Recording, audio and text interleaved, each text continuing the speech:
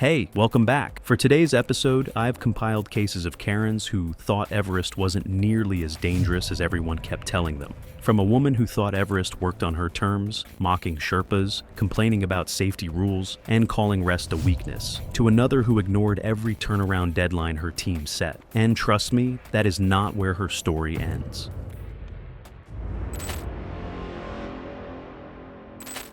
It was May 14th, 2016, on the balcony, a wind-scoured shelf at 27,500 feet on Everest's southeast ridge, when Talia Bren, fuming and impatient, complained loudly about the slow idiots ahead of her, tapped her crampons impatiently, and demanded everyone let her pass, a 2-minute rest turning fatal in the thin air.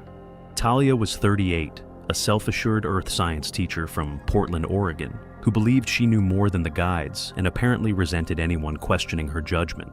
She had only a handful of technical climbs to her name: easy Cascades routes, a single Aconcagua summit, and 2 aborted Himalayan attempts where the guides said later that she blamed the weather rather than her lack of experience. She had never attempted a true high-altitude push without supplemental oxygen. I personally think that for her, Everest was less a goal than a trophy she felt entitled to conquer. Preparation for Talia was more about appearances than skill. She carried a pulse oximeter and logged readings obsessively, but only to prove to herself and others how capable she was. She had been vocal about summiting without supplemental oxygen, dismissing guides' warnings as unnecessary, and she openly criticized climbers who relied on bottles. On summit night, the emergency oxygen bottle was recovered from her pack, valve closed, unused, despite repeated offers from guides to help her use it. The death zone, above 26,000 feet, is a clinical designation, not a dramatic one. At that altitude, oxygen partial pressure falls to roughly 1/3 of sea level. The brain deteriorates before the body does, and in ways the person experiencing it cannot reliably detect. Judgment degrades first. A climber can report feeling sharp while visibly impaired to everyone nearby. The body compensates through faster breathing and elevated heart rate, which simultaneously drains fluid reserves and accelerates exhaustion. No acclimatization replaces what the air simply withholds. Talia reached the balcony just before 5 a.m., roughly 7 hours into her summit push with no supplemental oxygen. A Spanish climber named Dario Vela, moving just ahead of her, glanced back at her brash comments as she complained about useless Sherpas slowing progress, and ignored every caution about pacing. She swayed while seated, barely noticing the tilt. When asked how she felt, she waved him off, saying she was fine, with a tone that suggested annoyance rather than honesty. Her lips were noticeably darker than normal, but she dismissed it as a minor inconvenience. I'll be honest, that one detail told me exactly where this story was going before I even finished reading it. Within minutes, Talia stood abruptly and went still. She stared forward without fixing on anything. Her breathing became audible, uneven, labored, carrying a faint wet quality that experienced high-altitude climbers associate with fluid collecting in the lungs. She began producing fragmented phrases that neither Dario nor the Sherpa guide beside him could interpret. Her movements became uncoordinated, and she struggled to keep her balance. Then she stepped sideways and went down into the snow without bracing herself. Dario and the Sherpa, a man named Pemba, reached her immediately. Her body had gone fully slack, no resistance, no self-support. They managed to get her partially upright before her weight shifted back. Her eyes opened once, briefly, without tracking either of them. Her lips had deepened to a blue-purple visible even in low light. Pemba reached for her emergency oxygen bottle and worked the mask toward her face. Her breathing had already reduced to slow, widely, all spaced gasps. The mask was positioned but produced no meaningful response beneath it. Frost was forming along her nostrils and across her eyelashes. The gasps continued to space further apart. Pemba radioed base camp at approximately 5:08 a.m. Given their position on the route, any response team would have required several hours to reach them under those conditions. Talia became fully unresponsive within several minutes of collapsing. Sustained manual attempts to assist her breathing produced no recovery. The expedition report later listed the presumed cause of death as hypoxic brain injury, secondary to severe high-altitude cerebral and pulmonary edema. with secondary cardiac arrest. In plain terms, the brain and lungs filled with fluid, oxygen saturation dropped below the threshold for consciousness, and the heart stopped. No traumatic injuries, equipment undamaged. The oxygen bottle in her pack was full. Her school held a service the following month. The expedition leader released a terse statement noting her choices were deliberate. Fellow climbers remembered her arrogance and refusal to heed warnings. What makes this story chilling is that Talia knew the risks, carried the tools to survive, and still dismissed them at every stage. Her final acts were not ignorance. They were the result of overconfidence and entitlement. That gap between knowing and acting, fueled by arrogance, is what ultimately killed her. It was April 3rd, 2019. The Khumbu Icefall doesn't look like a death trap from a distance. From base camp, the Khumbu Icefall looks beautiful, blue-white, ancient, almost inviting. But every serious climber knows it's always moving. You cross it fast, but carefully, because one rush step can mean you never come back down. Bianca Chaya didn't get that memo. By the time I started piecing together what happened on that mountain, the icefall was where most accounts began. Specifically, where people first started noticing that Bianca wasn't climbing Everest the way anyone else was. She was already treating it like a timed obstacle course, already arguing with her Sherpa team. Not about anchor placements or ice conditions, about pace, about what she kept calling wasted time. I think the obsession with speed on Everest is usually just disguised panic or ego. That phrase came up in account after account. Wasted time. It followed her up the mountain like a bad reputation. Bianca, 34, was a corporate performance consultant from Seattle who treated life like a spreadsheet. Smart, disciplined, and exhausting to be around, she believed most problems came down to inefficiency. To her, Everest wasn't a mountain. It was the ultimate performance test, something to beat, not survive. However, at base camp, the cracks started showing almost immediately. Acclimatization rotations, the structured process of ascending and descending in stages to let your body adjust to thinning oxygen, are not optional on Everest. They're a physiological necessity. Your blood literally needs time to thicken, to produce more red cells capable of carrying oxygen at elevations, where the air holds about a third of the oxygen available at sea level. Guides enforce rotation schedules because the mountain kills people who skip them, and it doesn't always kill them quickly or obviously. Sometimes it just makes them stupid, slower, and prone to bad decisions. Bianca pushed into Camp 1 ahead of schedule. When the expedition guides flagged the timing, she reportedly brushed it off. One of her Sherpas, a veteran with over a dozen Everest summits to his name, later told a fellow guide that she had looked at him during that conversation and said flatly that they're not here to sit around breathing thin air like tourists. The dining tent at base camp became its own kind of legend. Climbers from 3 other expeditions all remembered the same dinner. Bianca had complained loudly, not quietly, not in passing, but loudly, that the food portions were unreasonable given what the expedition cost. She demanded extra eggs while other climbers were still waiting for their first serving. When a staff member explained that supplies were rationed for upper camps and couldn't be redistributed freely, she snapped that she hadn't paid premium prices to eat like a backpacker. The whole tent went silent. People remembered it clearly months later, not because it was the worst thing anyone had ever said at altitude, but because of the timing. Because everyone in that tent was about to go up the same mountain, breathe the same thin air, depend on the same ropes and the same support teams. And she had just made very clear how she saw the people around her, not as teammates, not as fellow climbers, but as obstacles with a catering problem. Honestly, that's one of the most revealing ways to see someone's character under stress. After the chaos of the Khumbu Icefall, the groaning ice, the ladder crossings, the constant low-level awareness that the ground beneath you was technically moving, the Western CWM felt almost peaceful. It was a wide, flat glacial valley cradled between the upper shoulders of Everest and Lhotse, shielded from wind by the surrounding ridgelines. On clear days, the sunlight bounced off the snow walls so intensely that climbers came back with sunburns on the undersides of their chins. It was the kind of place that made you forget briefly that you were already above 20,000 feet. Altitude sickness doesn't arrive dramatically. It creeps in.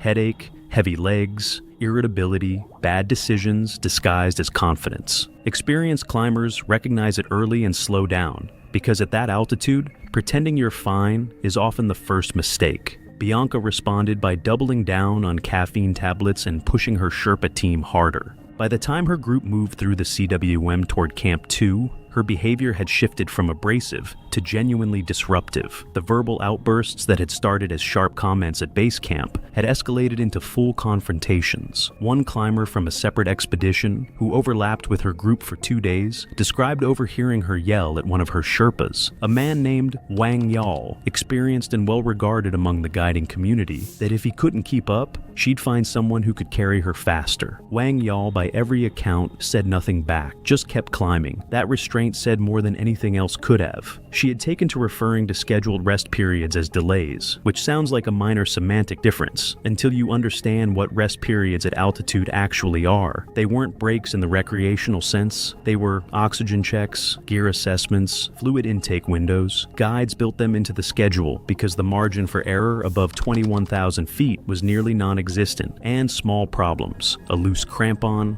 early dehydration, an oxygen valve running lower than expected, became catastrophic problems very quickly if nobody stopped long enough to catch them. Bianca refused these pauses even when her lead guide insisted. She stood at the front of the group during stops with her poles planted, visibly impatient, sighing loudly in the cold air. Now, I'm no pro climber, but I think refusing rest at that altitude is basically refusing your own survival margin. She had also developed a habit of pacing ahead of her own group during rotations. Not by accident, she was deliberately outwalking the people she was supposed to be moving with, forcing her Sherpas to close the gap, re-establish rope security, recheck anchor connections she had blown past. From the outside, it probably looked like drive. From the inside of her team, it was a constant drain. Every rushed clip in, every skipped visual check, stacked risk on top of risk in a place where the stacking eventually became structural. Riku, another climber on a separate permit whose team briefly shared the route with hers, described a bottleneck near a fixed rope section where multiple groups had slowed to allow a safe single-file crossing. Bianca had apparently waited about 45 seconds before announcing loudly to no one in particular, "Move or get moved." Riku said she repeated it twice. Nobody moved faster. They just started avoiding eye contact with her. Honestly, I read that as pure entitlement. I don't see leadership there at all. Just someone trying to force control in a place that punishes ego immediately. The incident near the ladder crossing happened earlier, back in the icefall, but it kept coming up in conversations because it captured something specific about how she operated. A climber was still completing a crossing over a deep crevasse when Bianca stepped onto the same ladder from the opposite side. The ladder swayed. The descending climber froze. A guide called out for her to wait. She looked up and said, clearly and without hesitation, "This isn't kindergarten. Keep moving. People remembered it because you don't talk like that up there. Not because of some unwritten code of mountain etiquette, but because the person on that ladder with you is tethered into the same system you are. Their panic becomes your problem. Their slip becomes your emergency. The mountain is already trying to kill you. There's no bandwidth left for ego." The communal storage incident happened around this time too. Bianca had misplaced a glove liner and spent a loud, disruptive afternoon tearing through shared gear areas, accusing a kitchen worker by name of moving her things. Other climbers watched from a distance. The liner turned up later that day, clipped inside her own duffel exactly where she had packed it. There was no apology, not even a gesture toward one. She just zipped the bag, asked someone nearby for hot water, and moved on. Two separate climbers mentioned that incident specifically when recounting what she was like. Not the outbursts at Sherpas, not the ladder crossing, the glove, liner. Something about the smallness of it stuck with people. The guides who observed her during this phase noted something that the rest of us might have missed from the outside. She wasn't actually moving efficiently. She was burning energy at a rate that made her timelines mathematically impossible to sustain. All the rushing, the confrontations, the refusal to rest, these weren't saving her time. They were eating through her reserves in a place where reserves were everything. The climbers she was trying to outrun, the ones she dismissed as slow and overly cautious, were actually pacing themselves for an 8,000-meter peak. She was pacing herself for a boardroom sprint. From my perspective, this is classic self-sabotage. She wasn't racing the mountain. She was racing her own misunderstanding of it. The mountain at that point was already ahead of her. She was already dead, and she doesn't know it yet. Everest forecasts don't arrive as as dramatic warnings. They spread quietly through radios, sat phones, and camp rumors. Experienced climbers watch patterns, not just numbers. Wind shifts, pressure changes, small signs that matter. Those subtle changes are what make good guides start rethinking summit plans. By the time Bianca's team reached Camp 3, those signals were already arriving. Camp 3 sat on the Lhotse face, a sweeping wall of blue glacial ice angled at roughly 50 degrees, fixed ropes running the length of it like stitching on a wound. It was not a comfortable place to stop. Tents had to be cut into the ice shelf with considerable effort, and sleeping there meant the constant awareness that you were essentially bolted to the side of a frozen cliff at 24,000 feet. The air held maybe a third of the oxygen available at sea level. Cognitive functions started degrading in measurable ways up there. Reaction time slowed, decision-making became unreliable, and the emotional regulation that kept people calm under pressure began to erode. Most climbers at Camp 3 got quieter, more deliberate, more willing to listen. However, Bianca got louder. The forecast changed during an evening briefing. The summit window was shrinking faster than expected. Strong teams immediately discussed delaying their push and waiting for conditions to stabilize. On Everest, conservative decisions aren't weakness, they're experience. When the possibility of a delay came up among the climbers gathered near the camp's shared radio point, Bianca's response was immediate. One climber, a Norwegian named Alexei, who had summited 2 other 8,000ers before attempting Everest, recalled her rolling her eyes before the guide had even finished his sentence. Then she said it, the line that spread through camp faster than the forecast update itself. Some of us came here to summit, not attend weather seminars. Alexei told me he actually laughed, not because it was funny, but because he couldn't believe anyone said something like that at Camp 3. You're not on a corporate retreat at 24,000 feet. You're in a place where the weather doesn't adjust to your schedule. I honestly think that line is pure arrogance. It shows she saw caution as weakness, which is exactly how people get caught out there. After that, teams started actively maneuvering to avoid sharing rope sections with her group. The physical signs were visible by then to anyone paying attention. Altitude fatigue at Camp 3 and above wasn't hypothetical. It was present in almost every climber to some degree. The question was always how severe, and whether a person was managing it or ignoring it. Headaches were nearly universal. Slowed speech showed up in extended conversations. Mild disorientation, losing track of time, repeating questions, small lapses in memory, was common enough that guides were trained to watch for escalation rather than onset. At least 2 members of Bianca's climbing group were showing clear signs. One had been moving significantly slower over the past rotation and had mentioned a persistent headache that wasn't responding to hydration. Another had been quieter than usual in ways her tent mate found unsettling. These weren't people who needed to turn around necessarily, but they needed monitoring, and they needed the pace adjusted around their current state. Bianca encouraged them to match her speed. Her lead Sherpa, a man named Pasang, who had been on Everest 7 times and had turned around twice when conditions demanded it, which in guiding circles was considered a mark of good judgment rather than failure, advised her directly that the group needed a rest day before considering any further upward movement. He laid it out plainly. The forecast was shifting. 2 team members were symptomatic, and the summit push would be stronger after recovery time. She told him the mountain was overhyped danger-wise. That phrase, overhyped danger-wise, had apparently become something of a trademark by this point. She had said it at base camp, said it again in the western CWM, and now she was saying it at 24,000 feet on the Lhotse face with a deteriorating forecast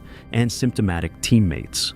Other expedition members had started repeating it to each other in the dry, exhausted way that people repeat things when they can't believe something is real. Pasang, according to a fellow guide he spoke with afterward, went quiet after she said it. Not angry quiet, just the kind of quiet that came from having nothing left to add. He had done his job. He had given her the information. The decision ultimately belonged to the permit holder, and Bianca Chayat had already decided. The summit push was still on. Delay was not a consideration. The weather advisories were suggestions, not constraints, and the people telling her otherwise were obstacles dressed up as experts. She started prepping her gear that night for the push to high camp. Storms on Everest start quietly. More wind, less visibility, snow drifting thicker by the hour. By the time people realize conditions have turned dangerous, they're already in it. The summit push began before dawn as usual, headlamps moving slowly upward, with the cold feeling less like weather and more like weight. Bianca was moving at the front of her group. That part wasn't unusual for her. What stood out was that other teams weren't on the same schedule. Alexei's group chose to hold at Camp 3 after morning radio updates confirmed the jet stream had moved in faster than expected. Within an hour, 2 other expeditions made the same call independently. No coordination, just shared data and the same conclusion. Bianca's group pushed anyway. For the first hour or so, conditions were uncomfortable but navigable. Wind was elevated but not yet dangerous. Visibility was reduced, but the fixed lines were still traceable.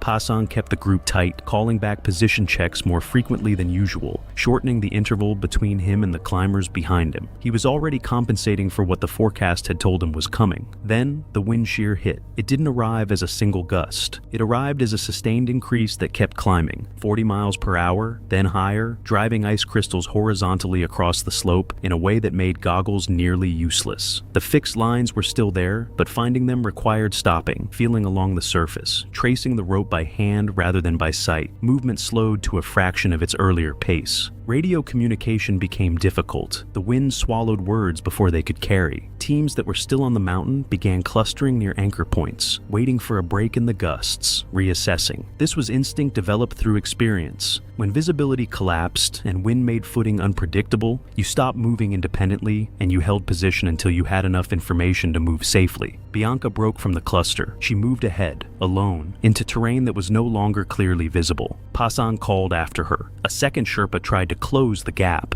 but she had already put distance between herself and the group, and in those conditions, distance became something else entirely. Distance became isolation. In a whiteout, the fixed lines are the route. With no landmarks, the rope is the only thing separating safe ground from open mountain. Disconnecting between anchor sections normally takes seconds, but in a storm, exhausted and oxygen-starved, those seconds become dangerous. Bianca was now navigating those transitions alone, ahead of her rope team, in conditions that had pushed multiple experienced guides to stop moving entirely. From below, Pasang and the remaining group could no longer see her. Radio contact was broken up, fragmentary. One transmission came through, her voice wind distorted, saying something that sounded like she was still moving toward the high camp. Then, static. The fixed line that her last known position corresponded to ran along a steep mixed section, ice and exposed rock, the kind of terrain that demanded precise foot placement and careful weight distribution even in good conditions. In wind and reduced visibility, it was the kind of place where the margin between a secure step and an insecure one was measured in inches. Other climbers who were still in contact with their teams later described the same sensory experience from that window, the sense that the mountain had stopped being a physical space you were moving through and had become something ambient, something surrounding you completely without edges or orientation. One of them told me it was the first time on any climb he had felt genuinely unable to tell which direction was down. That was the mountain Bianca was alone in. Fatigue at extreme altitude doesn't feel like normal exhaustion. It's not just tiredness after effort, it's a gradual mental and physical breakdown. Thoughts stop linking cleanly, movements need deliberate control, and everything slows slightly out of sync. You only notice it after the gap between intention and action has already widened. By the time Bianca had separated from her group, that gap had been widening for hours. Pasang had seen it in her movement during the approach, the slight over-reliance on the rope for balance, the hesitation at anchor points where she had previously moved without pause. He had flagged it in a radio call to the expedition's base camp coordinator, using the measured language that experienced guides used when they wanted to communicate concern without triggering panic. There was nothing more to do from that distance. What happened next came together through 2 primary sources, a partial account from a Sherpa named Tenzin, who had been moving on a parallel section of the route with a separate team and caught fragments of what unfolded, and a more detailed account from a climber named Maren, a German mountaineer on her second Everest attempt, who had held her position at an anchor point roughly 40 meters below the critical section and observed portions of what occurred between gusts. Bianca was on the fixed line above the traverse when Maren first spotted her. She was moving, but slowly, the kind of slow that read as deliberate from a distance, but, Maren said, felt wrong when you watched it carefully. Her movements had a quality of overcorrection, each step slightly adjusted after landing, each clip-in taking longer than it should have. The section she was approaching was a steep mixed pitch, ice and exposed rock running at a sharp angle, the kind of terrain that separated technical climbers from aspirational ones. In good conditions, with proper rest and full oxygen, it was demanding but manageable. In the conditions that existed at that moment, wind, reduced visibility, compromised oxygen flow, and a body running on fumes it didn't have, it was the exact wrong place to be moving without a rope team.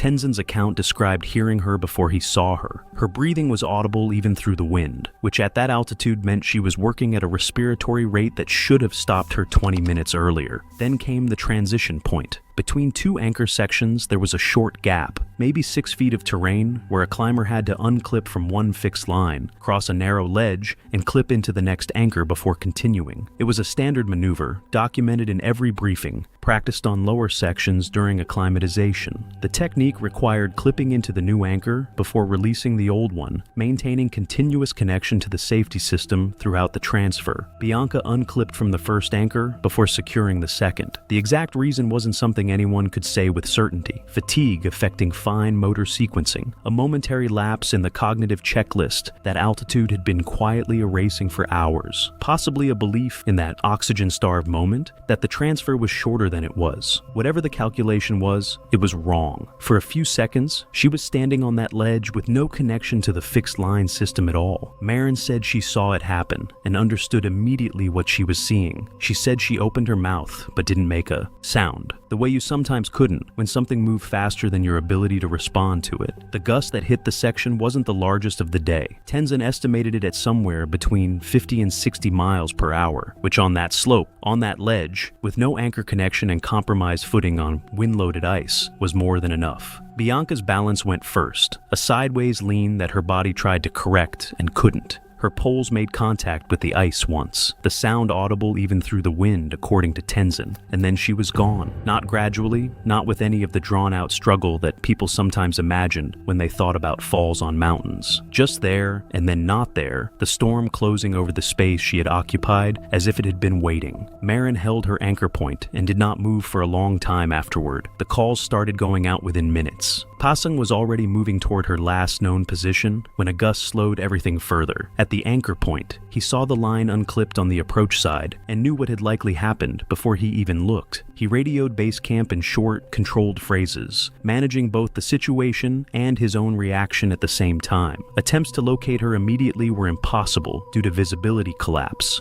Recovery efforts were delayed by weather conditions that made movement unsafe even for experienced Sherpas. Teams could not safely descend into the section she fell from until conditions partially cleared. No usable body recovery was completed. The terrain and storm conditions made it impractical and dangerous. Looking at the full picture, it's hard to frame this as anything other than a predictable outcome of a mindset that treated a highly technical, high-fatality environment like a performance dashboard. She didn't just ignore risk, she consistently reframed it as incompetence in everyone else. And up there, that kind of thinking doesn't get corrected in real time. It compounds until the mountain forces the correction itself. If there's any takeaway from her climb, it's that confidence without restraint on Everest isn't leadership or ambition. It's just a liability that eventually drags everyone around it into the consequences. It was May 17th, 2016, on the south col of Mount Everest. A wind-stripped saddle at 26,000 feet, where the temperature that evening was falling below -20. The thin air doesn't announce what it's doing to a person. It just quietly disassembles them from the inside out. And by the time the symptoms are visible to anyone watching, it is already too late. Laurie Vanden was 41 and worked as a regional sales director for a pharmaceutical distribution company based in Phoenix, Arizona. She had completed several Himalayan trekking expeditions over 4 years and had summited 2 peaks above 20,000 feet through commercial, guided programs. Her Everest permit had cost roughly $65,000, a figure she referenced often enough that other expedition members later told investigators they knew the number before they knew her name. She had joined a commercial guiding operation out of Kathmandu and arrived at base camp in early April with gear that was mostly still tagged on arrival. She had no prior experience above 24,000 feet and had never spent a night in the death zone. Her lead guide had flagged concerns about her acclimatization pace to the operations staff during the rotation weeks. She pushed back on rest days repeatedly. Other team members described her as someone who treated the mountain the way she treated quarterly targets, as a problem to be solved through force of will, not biology. By 6:30 p.m., wind gusts were reaching 40 miles per hour across the col, and the temperature had dropped sharply since late afternoon. Most climbers had retreated to their tents for rest before the planned pre-dawn summit push. Laurie had not. Witnesses told investigators she had been moving between tents for roughly an hour, verbally expressing dissatisfaction with her tent assignment, cursing at her guide, and the pace of logistical preparations on a mountain where pace is dictated by survival, not preference. Eric Valois later described seeing Laurie pacing near the edge of Camp 4 around 7:40 p.m., already on supplemental oxygen, but repeatedly pulling her mask off to argue, exposing herself to air that barely sustained consciousness, let alone physical exertion. Each removal made her breathing faster and shallower. Eric said he called out to her twice. She did not respond to either call. I personally think the first time she pulled that mask off to make a point, it significantly worsened her hypoxic state and reduced her chances of recovery. Tashi, a Sherpa guide assigned to the expedition, saw her attempt to walk unassisted toward the fixed rope line. Her movements had gone erratic. She planted her trekking pole at the wrong angle and stumbled sideways, overcorrecting with her upper body. Her speech had deteriorated into fragmented sounds that Tashi later described as words that didn't connect and do anything he could follow. Within 2 minutes, she dropped to her knees. Eric, watching from roughly 30 feet away, noted her hands clawing at the snow. Not deliberately, but reflexively, the way a body reaches for something solid when it no longer trusts itself. She attempted to stand twice. Both times her legs failed to coordinate beneath her. Then her arms began jerking in irregular, poorly coordinated movements, consistent with severe neurological impairment. The oxygen mask had slipped off again and hung from its strap against her shoulder. In the headlamp beam, Eric described her face as dark and mottled, the color leaving it unevenly. A thin line of saliva had frozen at the corner of her mouth. She continued to move without coordinated control. No cry, no call, just the wind in her limbs moving against the snow. Doria reached her in roughly 90 seconds and attempted to reseat the mask and hold it against her face, but she was already unresponsive. Her breathing came in shallow, irregular intervals, each one further apart than the last, difficult to detect in the wind. She fell forward, face first into the snow, still gripping her trekking pole so tightly that her knuckles remained locked around the grip. As she stopped moving entirely, she was already dead. The post-expedition medical review identified the cause of death as high-altitude cerebral edema with concurrent high-altitude pulmonary edema, brain swelling and fluid accumulation in the lungs, progressing simultaneously in an environment where intervention was not possible. Her family filed a formal complaint against the guiding company in the months that followed, citing inadequate supervision. The lead guide provided documentation of 3 separate written advisories issued to Laurie during the expedition, each recommending she halt or delay progression. The complaint was not upheld. I can look at every piece of documented evidence in this case and reach only one conclusion. The guides did their job. What they could not do was make her listen. It was April 22, 2017, and Everest Base Camp sprawled across the Khumbu Glacier in a patchwork of expeditions clusters that grew denser every day.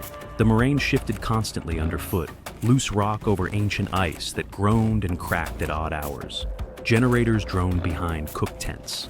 The smell of kerosene mixed with boiling lentils and the faint chemical bite of sunscreen applied too liberally at altitude. At roughly 17,500 feet, the air was kinda thin enough to notice when you moved around, but not painful yet, which just tricks people into thinking they can handle way more than they actually can. This is one of those stories where I could feel it going sideways before anyone had even left base camp. Among the 60-odd climbers staged at base camp that week was Denise Toombs, a 49-year-old real estate agent from Scottsdale, Arizona. Denise had basically built her whole life around her marriage for 22 years and then spent 11 months watching it all come apart in divorce court. By September of the previous year, she was alone in a rented townhouse, splitting holidays with 2 college-age daughters. Friends later said she became fixated on Everest almost immediately after watching a climbing documentary about a commercial expedition, going from casual interest to full obsession within a couple of weeks. She started following Everest accounts online, bought books on high-altitude climbing, and told her daughters she was going before the year was out. The film followed a commercial team through a full climbing season. The training, the culture shock of base camp, the physical spectacle of climbers moving up through the icefall toward the summit. What the documentary did really well was make Everest look like something a regular person could totally pull off if they just wanted it bad enough. What it did not do was convey the years of incremental skill building that separated the featured climbers from someone watching on a couch in the Sonoran Desert. Honestly, I think that's the most dangerous thing a documentary can do to someone who's already looking for a reason to go. Denise watched it twice. By the following week, she had researched expedition costs. By October, she had contacted 3 commercial operators and requested applications. The process required a climbing resume, showing you'd worked your way up at altitude over time, and Denise had pretty much nothing to put on one. A guided ascent of Kilimanjaro via the Meringue route 2 years earlier, and weekend hikes on Camelback Mountain and trails around Sedona. That was it. What she submitted told a different story. Her application listed a successful ascent of Aconcagua at 22,841 feet, completed the previous January. She claimed a winter attempt on Mount Rainier that reached 12,500 feet before weather forced a retreat. She described a training regimen supervised by a mountaineering coach in Flagstaff. None of it was true. The Aconcagua thing was listed as an independent climb with 2 partners she only identified by first name, so it was basically impossible to check. The Rainier attempt could not be verified through the guide service she claimed to have used, and the coach in Flagstaff straight up did not exist. Denise had been running on a treadmill set to incline and watching YouTube tutorials on crampon technique, skills she had never practiced on actual ice or snow. I had to read her application twice because I genuinely could not believe how much of it was fabricated. We're not talking about exaggeration here. She built an entire climbing history out of nothing. One company accepted her application without requesting independent verification of her claimed ascents. The operator sat on the lower cost end of the commercial Everest market and relied heavily on self-reported climbing resumes, which in 2017, a lot of the cheaper companies did. The expedition fee was $46,000. Denise paid the deposit in November and the balance in February. She arrived in Kathmandu on April 8, 2017, and flew to Lukla 4 days later to begin the trek to base camp. She also arrived with a medical kit assembled from months of research on climbing forums and altitude medicine websites. The kit contained Diamox, dexamethasone in 4 mg tablets, Ambien, ibuprofen, and modafinil. During the expedition doctor's intake assessment, Denise disclosed the Diamox and ibuprofen, but said nothing about the rest. She had read stuff online about expedition doctors taking away your corticosteroids, and she wanted to keep control over what she was taking and when, which is kind of terrifying when you think about it. The dexamethasone was something she treated as a performance tool rather than emergency medication. She began taking it intermittently during the trek to base camp, then more aggressively during acclimatization rotations whenever headaches or fatigue appeared. Remember the dexamethasone. I cannot stress that enough, because by the time it matters, you'll understand why I'm flagging it now.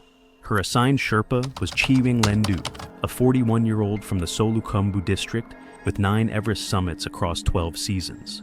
Chiwing had spent 2 decades guiding foreign clients and had developed the particular patience required for managing people whose expectations were shaped by media rather than experience. He was small, quiet, paid attention to everything, the kind of guide who would notice your crampon was loose before you even felt it shift. He had never filed a complaint about a client in 15 years of guiding. Chiwang is the kind of guide I wish every climber on this mountain got paired with. Keep that in mind when you hear what they did with his assessment. The first acclimatization rotation departed base camp on April 28th, entering the Khumbu icefall before dawn. While the frozen towers were still relatively stable, the icefall was a chaotic obstacle course of ice towers, crevasses, and aluminum ladders spanning gaps that dropped into blue darkness. Denise moved slowly from the start. She struggled with ladder crossings, gripping the fixed lines with both hands and shuffling her crampons across the rungs. At one deep crevasse, she froze for nearly 2 minutes, blocking traffic while Chiwang talked her across. By the time they reached Camp 1, Chiwang had cataloged a list of concerns.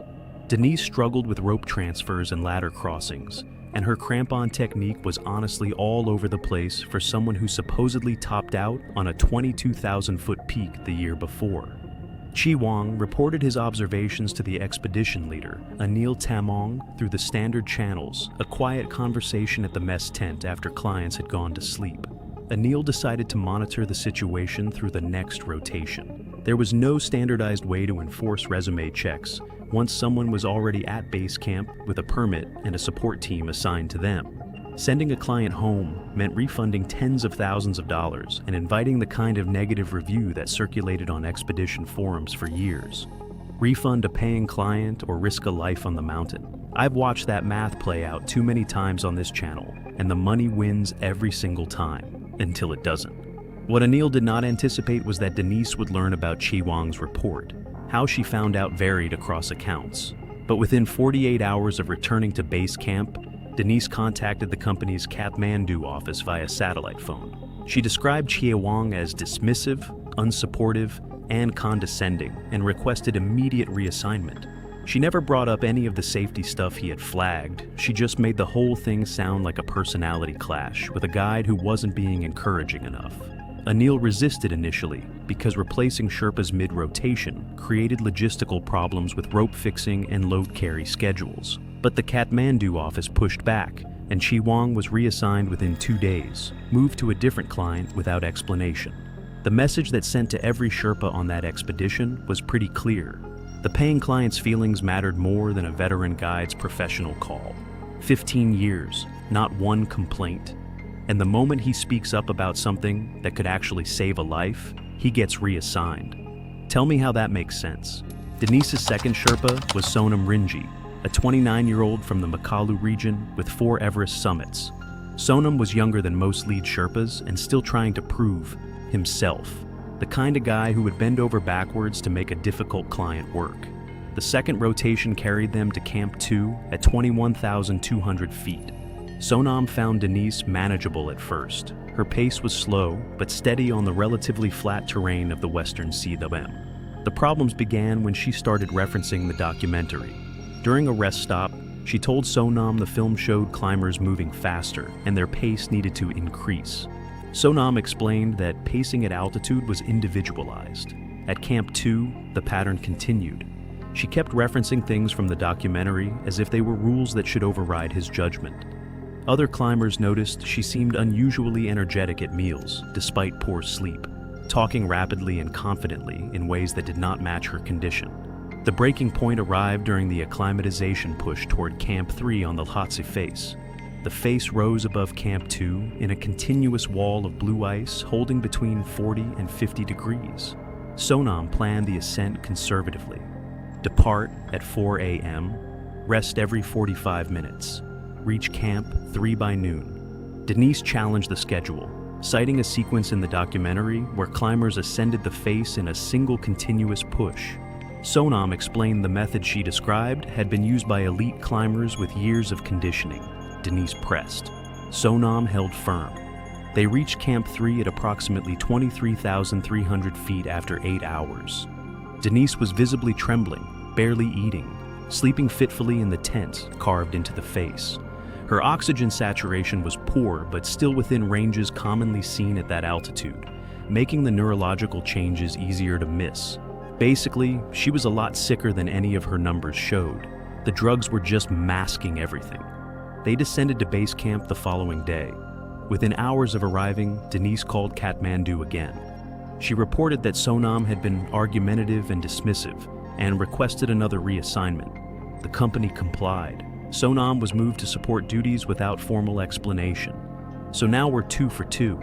2 experienced Sherpas flagging the exact same concerns, both gone within days. I don't know how you look at that and not see what's coming. The expedition leader now faced a problem he had created through accommodation. 2 experienced Sherpas had independently assessed Denise as underprepared, and both had been removed at her request. The summit window was opening. The assignment went to Furba Kasang, a 33-year-old from the Rolwaling Valley with 6 Everest summits. Furba had been working logistics between base camp and Camp 2 rather than guiding clients, but he was available, competent, and had the steady temperament Anil hoped would work. He received his briefing on the evening of May 14th. Anil kinda minimized the earlier concerns as personality conflicts and didn't fully explain the technical warnings both previous Sherpas had raised, partly because Denise had kept completing rotations, and he figured she was managing well enough. Anil briefly considered placing Denise on supplemental oxygen earlier than the standard Camp 4 start, but left it to the new guide's discretion. Furba walked into the assignment without the context that could have changed everything. This is where I had to step away for a minute when I was researching this. Chiwang knew, Sonam knew, Anil knew, and Furba got none of it, not a single word, walking onto that face completely blind. They met the following morning. Denise appeared rested, alert, and confident. Aided by dexamethasone, she had been escalating during rotations. She discussed the summit plan with the assured vocabulary of someone who had absorbed the terminology, if not the substance, of high-altitude mountaineering. Furba found her slower than her resume suggested, but attributed it to normal client variation. The summit push departed base camp on May 16th. The weather window was holding, 3 days of reduced wind and clear skies. Teams from multiple expeditions moved upward simultaneously, filling the fixed ropes with climbers and Sherpas stretching from the icefall to the South Col. Denise and Furba reached Camp 2 on the afternoon of May 16th after 8 hours. The effort had been taxing. Denise ate sparingly, half a portion of freeze-dried pasta and some tea, before retreating to her sleeping bag. Other climbers at Camp 2 said afterwards that she looked wobbly, just walking the 30 feet between the mess tent and her sleeping tent, which at that altitude is the kind of thing experienced people pick up on immediately. She asked Furba twice what time they were departing the next morning, despite having discussed the plan less than an hour earlier. At breakfast, she was oddly energetic after a night where she barely slept, speaking faster than usual. The symptoms appeared to escalate sharply overnight as her previous dexamethasone doses wore off and she redosed aggressively. Furba did not flag the unsteadiness or the repeated question. In isolation, both fell within what exhaustion and altitude could explain. A Sherpa who had climbed with her for weeks would have recognized these as new behaviors. A Sherpa who had known her for 36 hours could not. I keep thinking about this. He'd known her for 36 hours. How do you spot something getting worse in a person when you never saw what better looked like? They departed Camp 2 at 3:30 a.m. on May 17th. The Lhotse face loomed above the western sea domain, a wall of blue-gray ice catching the first light of dawn. The temperature was approximately -8 degrees Fahrenheit, cold enough to make metal hardware painful through thin gloves. They clipped into the fixed ropes and began the ascent. Kick crampon points in, weight the foot, stand, slide the ascender up, repeat. 45 degrees stretching upward for thousands of feet, with nothing below except the diminishing floor of the CWM. The first hour passed without incident, but slowly. Furba noticed her crampon work was getting sloppier than the day before. She kept flat-footing the ice in spots where you really gotta be kicking your front points in. He suggested she focus on her toe points. The correction improved her technique for about 15 minutes before the old pattern returned. Twice that morning, Denise asked Furba questions he had already answered minutes earlier. At one anchor transition, she struggled unusually long with a locking carabiner she normally could have clipped herself. At roughly 22,800 feet, Denise stopped at a small shelf and leaned heavily against the slope, her forehead resting on the ice, breathing in rapid, shallow gasps that fogged her goggles. Furba waited. After several minutes, she straightened and indicated she was ready to continue. Her movements had a quality that Furba later described as mechanical, performing the actions of climbing without the fluid coordination that connected them into natural movement. When a Sherpa uses the word mechanical to describe how a client is moving, pay attention. I've seen that word show up in enough of these reports to know it's not a casual observation. It means they've already started thinking about how to get you down. What was happening inside her body had been building over the preceding days, but accelerated sharply during this push. The dexamethasone she had been escalating through each rotation had been suppressing the brain's inflammatory response to altitude, allowing her to continue ascending, while cerebral edema worsened beneath the chemical mask. Without the drugs, her symptoms would have shown up way earlier at lower camps, where someone could have caught them and sent her down. Instead, her brain was swelling inside her skull, and the medication was losing ground against an edema that had grown progressively worse. The break came at approximately 23,100 feet. Denise stopped mid-step. Her right crampon was planted, her left foot raised to kick into the ice above, and her body simply stopped executing the sequence. Her left leg remained suspended for several seconds before lowering back to the step below. She attempted the movement again and missed the ice entirely, her crampon scraping across the surface without engaging. Furba watched her repeat the attempt a third time. Kick, miss, retract, before he recognized what he was seeing. It wasn't tiredness anymore, it was ataxia. Her brain had basically lost the ability to tell her legs what to do. Kick, miss, retract, 3 times in a row. I keep replaying that sequence in my head because it's such a quiet, undramatic way for everything to come apart. She had no idea her body had already given up on her. He called up, asking about new symptoms. Her response came several seconds late. And when it arrived, the words were disconnected from the question. She mentioned something about the documentary, about a rest stop that should be coming soon. That kind of random, disconnected answer told him everything. He needed to know about what was going on inside her head. Furba radioed Camp 2 to report signs of altitude sickness and that he was evaluating whether to descend. The response from Aniel was to monitor her closely and descend if he thought it was necessary. No additional context, no mention of previous concerns. Monitor her closely. If that doesn't make your blood boil after everything you've just heard, I don't know what will. He had 2 Sherpas worth of red flags and passed along none of them. Denise's condition deteriorated over the next stretch. She could no longer stand on the face without leaning her full weight against the fixed rope, her ascender the only thing preventing a backward slide. Her speech went from slow to completely gone, just random bits of words with long silences in between. Nothing that made any sense.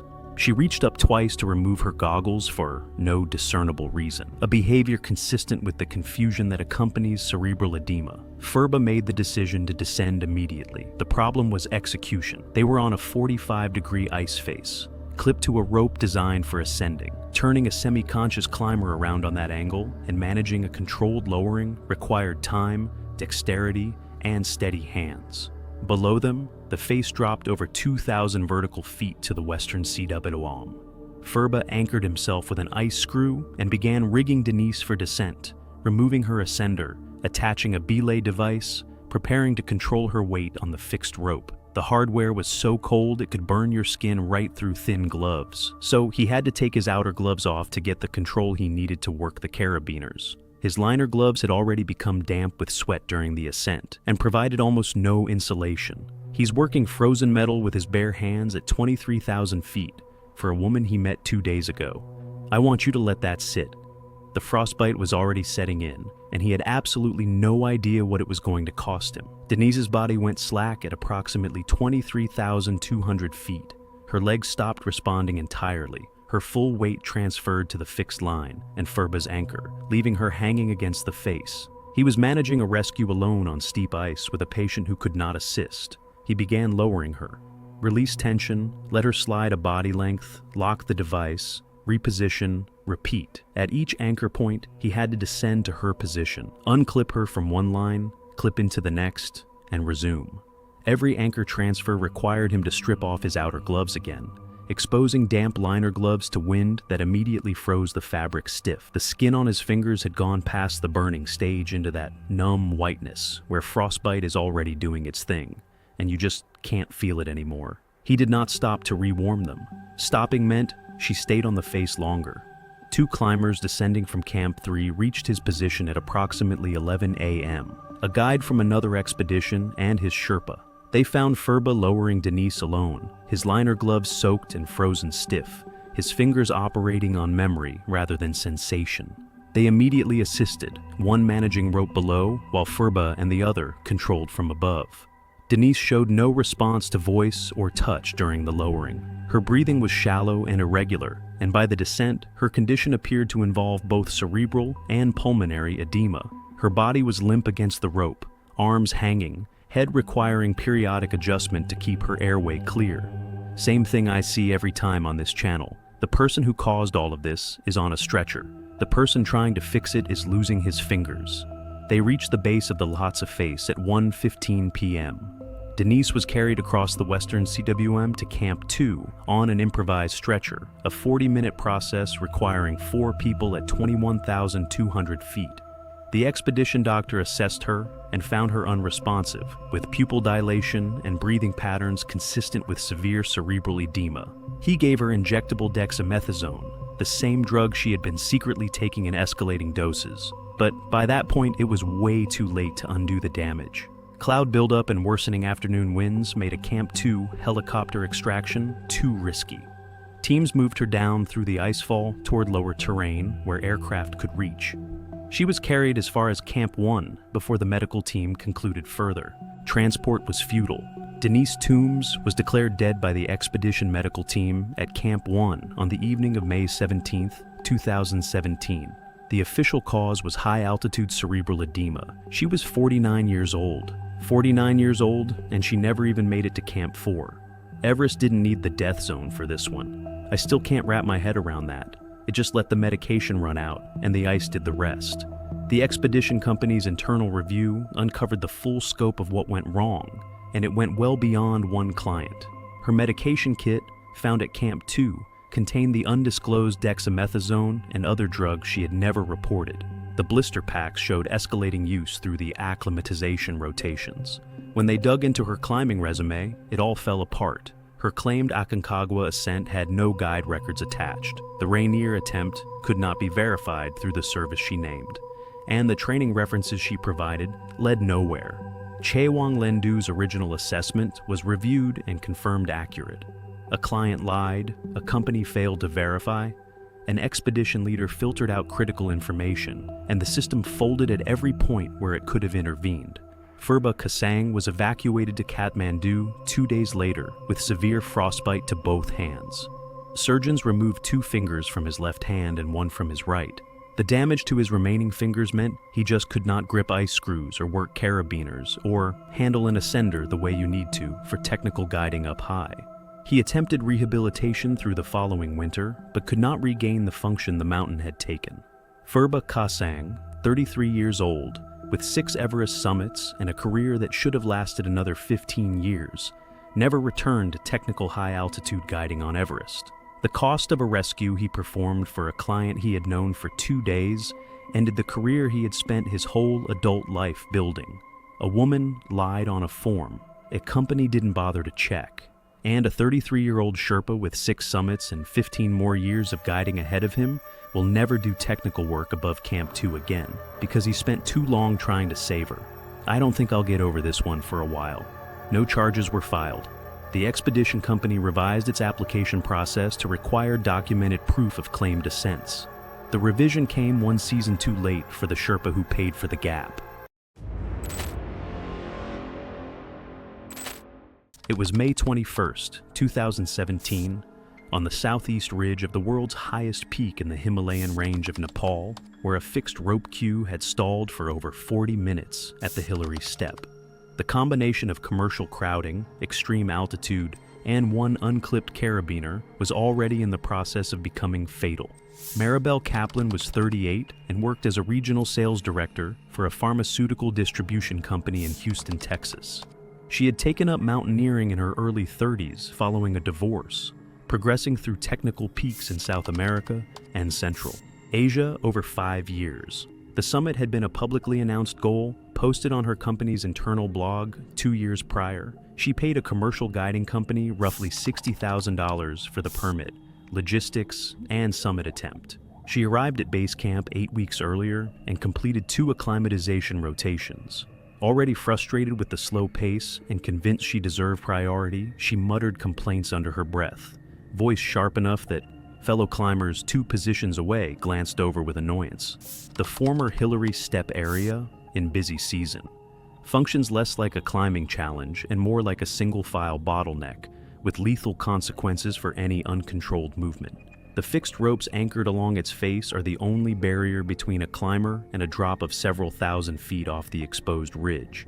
At roughly 28,700 feet, the human body operates on a fraction of sea level oxygen, and the impairment to both judgment and fine motor, coordination is measurable and well documented. On this particular morning, 11 climbers were compressed onto terrain that comfortably accommodates 3. Temperature sat near negative 20 degrees Fahrenheit, with sustained winds of 30 miles per hour. By 6:10 a.m., Maribel had been stationary on the ledge for nearly 45 minutes. By now, her impatience had escalated into open irritation. She jabbed her ice axe against the ledge, huffing audibly and glaring at climbers ahead of her, occasionally snapping at the guide to move faster. Stefan Brauer, a 44-year-old German climber with 2 prior Himalayan summits, was positioned roughly 6 feet above her on the fixed rope. Below her, a Nepali high-altitude guide named Nima Sherpa was managing the group's spacing. The ledge at that section was barely 2 feet wide, ice-coated rock with a clean vertical drop on the downhill side. At approximately 6:15 a.m., the queue stalled again. Maribel unclipped from the fixed rope. Stefan, looking down at that moment, called out for her to stop. She moved sideways regardless, attempting to pass 2 climbers directly above her. Personally, I think exhaustion stops being a background detail at this exact moment and becomes the actual cause of everything that follows. Her crampons scraped audibly against the mixed ice and granite surface as she shifted her weight laterally. One crampon failed to bite. Her left foot swung outward and found no purchase. The slip was immediate. Her arms came out to both sides, no rope within reach, no surface to catch against. She fell backward between 30 and 40 feet and struck an exposed rock outcrop head first before coming to rest on a sloped ice shelf below. The impact was visible to at least 3 climbers above. Her helmet split along the right side on contact.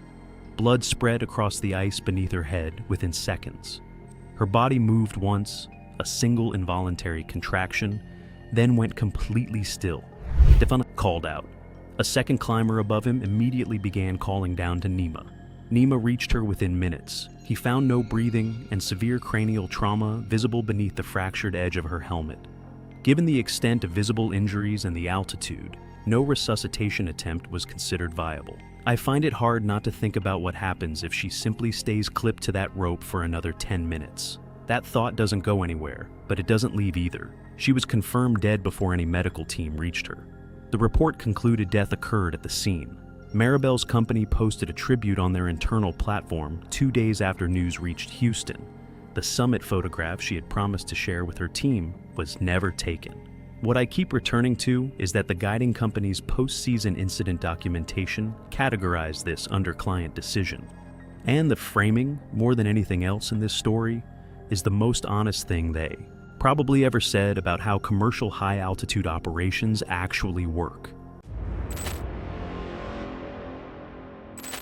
It was May 16, 2017. The South Col sits at 26,000 feet, a flat, frozen stretch of rock and ice squeezed between Everest and Lhotse. There's barely any oxygen up there, maybe a third of what you'd get at sea level. Temperatures hit minus 40 degrees Fahrenheit regularly, and that's before the wind even gets involved. It's the kind of place where every single decision you make has weight to it. Every single one. Drebin Halst was 38, worked logistics for a freight company out of Portland, Oregon. Everest had been on his radar for years, and when a divorce left him with savings and no real reason to stay put, he went for it. He had some experience. Rainier twice, Aconcagua in 2013, enough to feel ready, not enough to actually be ready. He joined a commercial expedition for spring 2017 and showed up with decent gear, mostly. The expedition provided a full kit, including a high-altitude stove for melting snow at camp. Drebin left it behind and packed a pocket torch instead, the kind you'd use to brown food or light a grill. He kept it in his personal bag and used it privately in his tent, rather than with the group cooking setup, which is the only reason nobody caught it. He'd used one on Rainier, and it worked fine there. He was on a commercial expedition, guides, gear checks, the whole thing.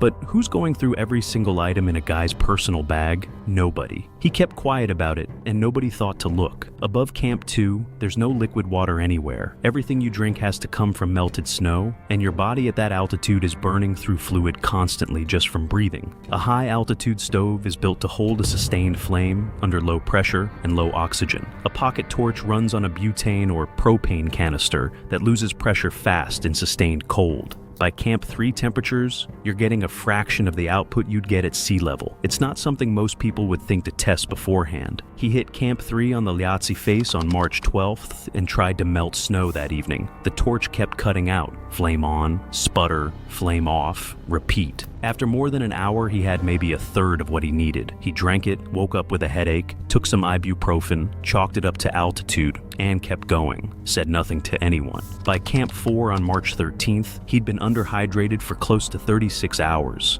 People around him noticed something was off. Quieter, slower, not quite tracking. That evening, the torch gave out completely after producing less than half a liter. He drank it, ate a bit, told his tent mate he was fine, and got into his sleeping bag. Tent mate's right there, guides one tent over. Guy couldn't bring himself to just say something. Summit push was set for 11 p.m. When guides came through to wake everyone, Drevon didn't move. His tent mate shook him once, twice, nothing. Third time he noticed the lips, that faint blue, and no chest movement. He called out immediately. A guide was there within minutes. No pulse, no breathing. The oxygen cylinder next to Drevon still had gas in it. That wasn't the issue. The guide put the mask on him anyway. Nothing changed. At 26,000 feet in a tent in the dark, there's no real resuscitation available. Base camp got the radio call within the hour. His body stayed on the coal for 4 days, until weather allowed a team to reach him. He was exactly how his tent mate had left him. On his side, knees slightly pulled up,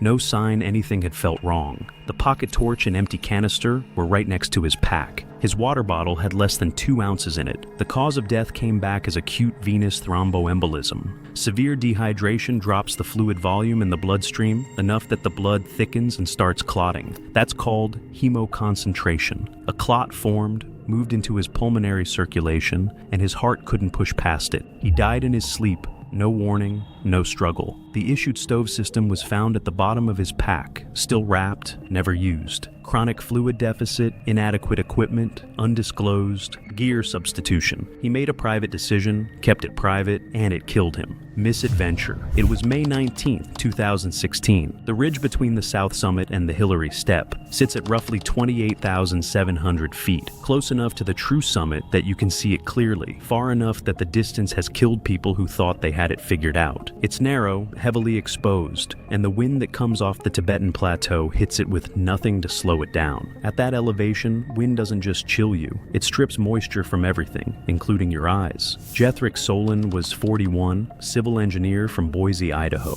Real climbing resume. Denali, Kilimanjaro, one previous Everest attempt in 2014, cut short at Camp 3 by weather. He wasn't new to this. The 2016 attempt was his second shot. Better prepared, stronger team, considered one of the more capable guys in his group. He also wore prescription contact lenses and had for over 15 years. During the pre-expedition medical briefing, he was told flat out not to wear them on the mountain. Extreme cold and near zero humidity cause contacts to dry out, shift, and in bad conditions partially stick to the surface of the eye. The fix was easy: prescription goggles or prescription inserts that fit inside standard climbing goggles. Jethrick got the goggles, brought them all the way up to 28,000 feet. So why did he leave them in his pack on summit day? Because they fogged up a bit during lower elevation rotations and he found them annoying. That was literally it. That was the decision. At extreme altitude, humidity drops to basically nothing, and wind regularly hits above 40 miles per hour. Contact lenses stay mobile on the eye through a thin layer of moisture. Take that away, and the lens dries out, stiffens, and stops moving freely.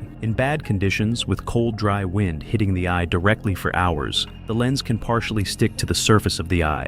And when that happens, it's not a slow, uncomfortable thing. It's immediate and it's severe. Jethrick's summit push started at 11:30 p.m. on May 18th. He moved well through the night, triangular face, up to the balcony, on toward the south summit. Got there at around 7:40 a.m. on May 19th. Took a quick break with 2 other climbers and a Sherpa, then kept going toward the Hillary Step. Wind was around 35 miles per hour with gusts above 50. Glacier glasses on. No eye problems up to that point. Somewhere between the South Summit and the Hillary Step, the wind shifted and hit him straight in the face during a strong gust. Climbers behind him saw him stop suddenly and throw both hands up to his face. The timing of that is what makes this so bad. He was mid-anchor transfer at that exact moment. and he'd already made a procedural shortcut that left him more exposed than he should have been. On that section of the ridge, some climbers released their clip from one anchor before fully securing to the next, just to move faster through the transition. Jethrick had done it multiple times on the way up without issue. The gust hit him inside that self-created window,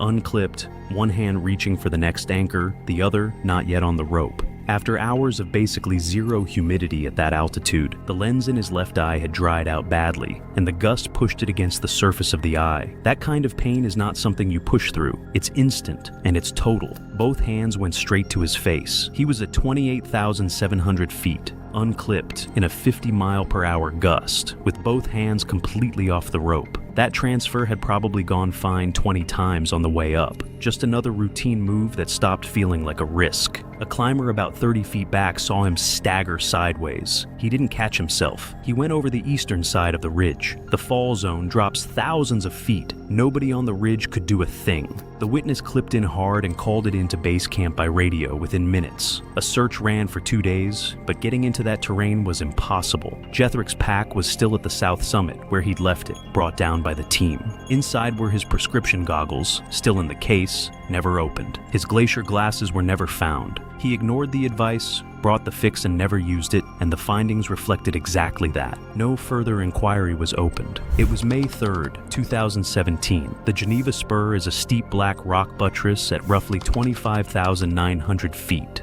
On the South Col route, one of the last serious technical sections before you hit the flat of the Col. It's steep, it's mixed rock and ice, and every step up, it needs to be deliberate. The fixed ropes are there, but they don't plant your feet for you. A crampon failure on that thing isn't a minor problem. Hurek Stahl was 44, ran a landscaping business outside Flagstaff, Arizona. 6 years of serious climbing, Colorado Rockies, 2 guided trips in the Alps. Not a complete beginner, but Everest is a whole different thing, and at some point, he just convinced himself that being fit and tough would be enough to make up for whatever he was missing. The problem wasn't his fitness, it was his judgment. During the second acclimatization rotation in late April, he noticed a crack forming along the lateral bar of his left crampon. That's the piece that connects the front and rear sections and keeps the whole thing sitting properly under your boot. Did he report it? No. Did he swap it out? No. He went back to base camp, wrapped the cracked section in several tight layers of duct tape, pressed it down with his hands, decided that was good enough, and packed it. Nobody knew. Duct tape on a crampon. I mean, where do you even start? It's load-bearing gear. The lateral bar is a structural component, and duct tape loses its grip fast in sustained sub-zero cold. It's the kind of fix that feels solid when you're pressing it down with your fingers in a tent, and that's probably exactly why he thought it would hold. He moved through the Khumbu Icefall and the Western CWM without issues. Crampon held through Camp 1, held through Camp 2. On the Lhotse face, he noticed the tape peeling at one edge, pushed it back down with his gloved hand, and kept going. He checked it again at Camp 3 and it was still holding, so he kept that to himself too. 2 days from the summit and he wasn't going back for a crampon. He left Camp 3 for Camp 4 on May 3rd with the rest of the group. The route goes through the Yellow Band first, a layer of marble and rock between roughly 25,000 and 26,000 feet. Before hitting the base of the Geneva Spur, he got through the Yellow Band fine and reached the base of the spur at around 1:20 p.m. The spur is basically a series of high steps and full-body weight transfers on steep mixed ground. About 2/3 of the way up, Hurek planted his left foot on a rock ledge and pushed his full weight through it to move up. Temperature around minus 22 degrees Fahrenheit. The tape gave out. The lateral bar split. The front section of the crampon torqued away from his boot, and his foot rolled off the ledge. The fixed rope caught him, maybe a 4-foot drop before it went taut, and swung him hard into the rock face. Right side took the full hit. Ice axe swung free on its wrist loop. He was hanging at around 25,800 feet with his crampon half off and no way to get his foot back on the rock. A Sherpa about 15 feet above him saw the whole thing and started coming down immediately. That's when it got worse. Hanging there, Hurek reached down with his left hand to grab the crampon and pull it back into position.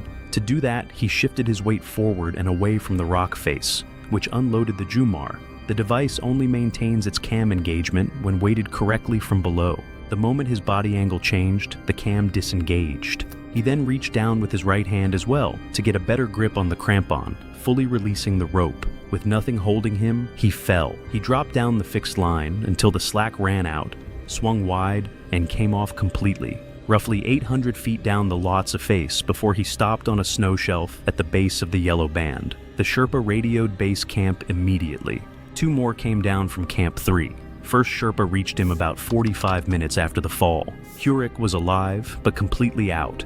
Severe trauma to his right side from the rock impact and the fall itself. He lost consciousness before the second Sherpa arrived and died at the site. The review afterward was pretty cut and dry. Blunt force trauma, injuries consistent with an 800-foot fall. The crampon was recovered, lateral bar split clean, duct tape still hanging off one side, field repaired load-bearing equipment that failed, damage that was never flagged, rope contact lost during the recovery attempt. A replacement crampon had been sitting at base camp the whole time. He never asked for it. Closed without further inquiry. It was May 7th, 2014. Camp 4 on the South Col sits at 26,000 feet, and nobody stays there longer than they have to. Your body is actively deteriorating at that altitude, even when you're just lying still. Cells dying faster than they can be replaced. Brain slowing down. Sleep that doesn't actually feel like sleep. The tents are small, battered, packed close together on gray rock and ice. Everything up there exists for one reason: get to the summit and get back down alive. Owen Frey was 36, account manager for a software company in Denver, 8 years of climbing. Denali in 2011, Cho Oyu in 2013. He wasn't guessing at what high altitude felt like. He'd been there. He joined a guided Everest expedition for spring 2014 with real experience and decent fitness. The problem was, the expedition fees had stretched him thin, and he'd been cutting costs wherever he could in the months leading up to the climb. He found an oxygen regulator through an overseas supplier online, the device that controls flow from the cylinder to your mask, at about 1/3 of the price of his expedition's certified equipment. He ordered 2, tested one at home by checking that the dial moved, and packed them both. After the pre-summit gear inspection was completed at Camp 3, he made the swap at Camp 4. Quietly, after the guides had finished their checks and camp had settled. That test he did at home, checking that the dial moved. I mean, that tells you basically nothing. The dial is just a dial. What actually matters is the valve and seal assembly inside, and that's the part that has to survive minus 30 degrees Fahrenheit under low pressure for hours straight. A cheap knockoff can look exactly the same, feel exactly the same, and fall completely apart internally the moment real cold gets into it.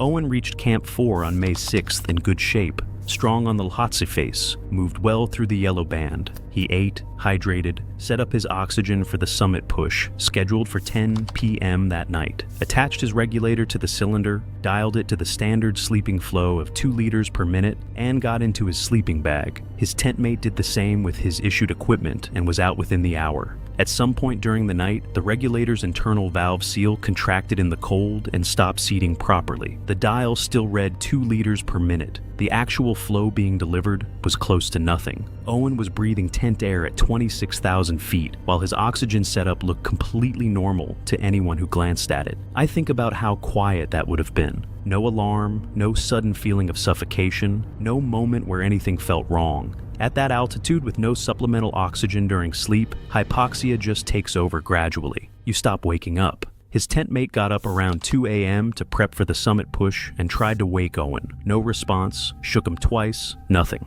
Third attempt, and he noticed the lip color, that faint blue, and no breathing. He called out immediately. A guide reached the tent within minutes. No pulse. The oxygen cylinder still had plenty of volume. He hadn't run out of gas. The cylinder was completely fine. The guide checked the regulator, saw the dial set correctly, had no reason to suspect it right then. Supplemental oxygen was administered anyway. Nothing changed. At 26,000 feet in the dark, there's no real resuscitation available. Base camp got the radio call within the hour. Owen's body was recovered from Camp 4 2 days later, when weather allowed. He was in his sleeping bag, positioned like he was still asleep. No sign of any distress. His purchased regulator was removed and bagged separately. His issued regulator, the certified one the expedition had given him, was sitting in his pack unused. The regulator was pulled apart and examined after the body came down. The internal valve seal had contracted from the cold and failed to seat. The dial showed a normal flow rate the entire time while delivering almost nothing. His cylinder still had enough gas for a summit attempt. His issued regulator was found untouched in his pack. noted as a central detail in the findings. Substandard equipment, undisclosed substitution after gear checks, ruled misadventure, with the equipment findings formally forwarded to the expedition operator. It was April 28, 2013. Everest Base Camp sits at 17,600 feet on the Khumbu Glacier. Tents, gear, and equipment spread across the moraine at the foot of the Khumbu icefall.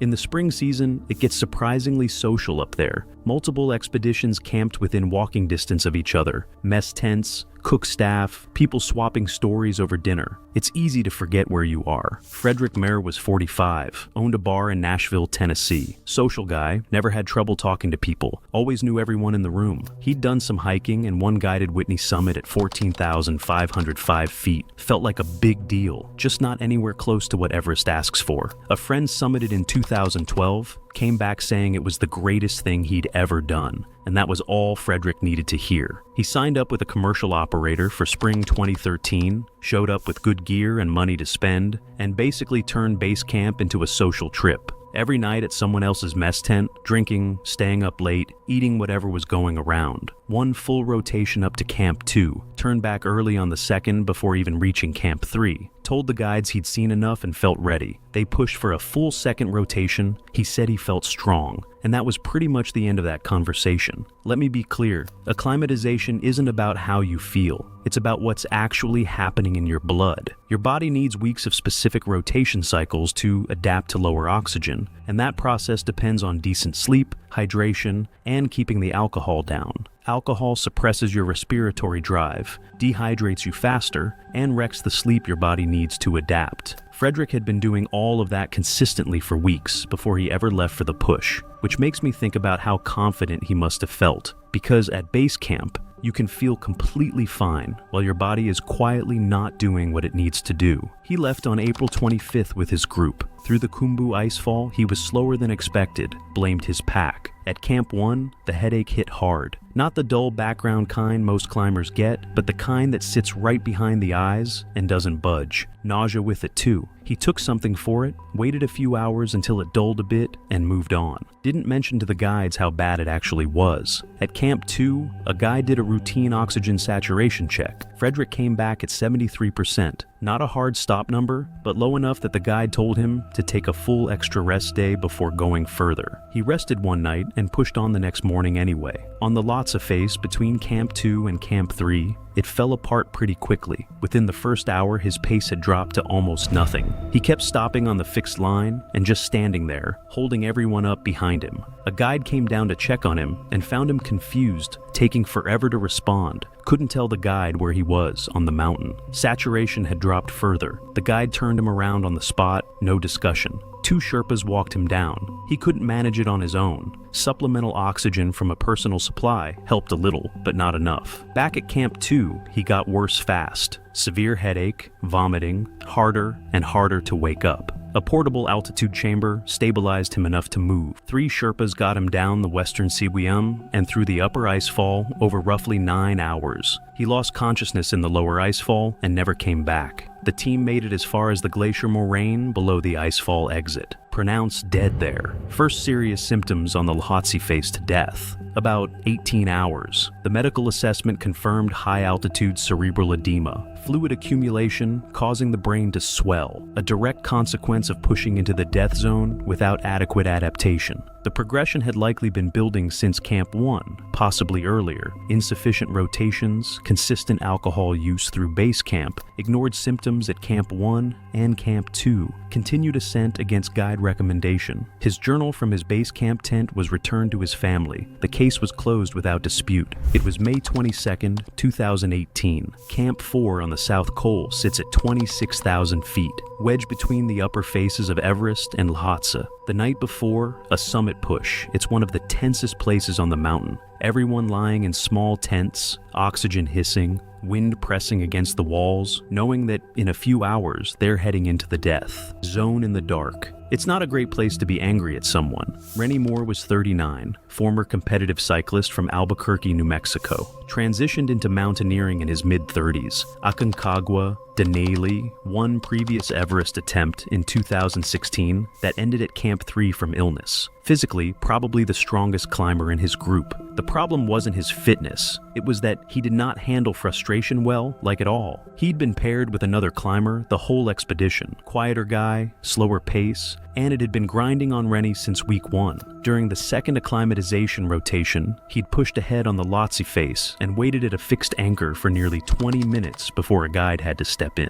Small thing, right? But that kind of moment has a way of sticking around at altitude. By Camp 4, the tension had been sitting there for weeks. That night, they got into it over timing. Rennie wanted to leave earlier than the scheduled 11 p.m. departure. His partner wanted to stick to the plan. Guides sided with the schedule. Rennie dropped it without another word. Just waited until camp went quiet, got dressed, got his oxygen system on, and walked out alone at around 9:15 p.m. Left a note saying he was starting early, that he moved faster alone and didn't want to be held back. Yeah, 2 hours ahead of the team, solo, at night, without telling the guides. Strong climber or not, that's a bad call any way you look at it. Temperatures that night were around minus 35 degrees Fahrenheit, with wind at 30 to 40 miles per hour. Standard for a May summit push, but brutal for anyone moving alone. Rennie moved well out of the gate. A Sherpa from a separate expedition spotted a solo climber on the fixed lines above the col around 10 p.m., moving at a decent pace. That was the last time anyone saw him moving on his own. Based on where he was found, he likely made another 400 to 500 feet of vertical gain before the hypothermia set in,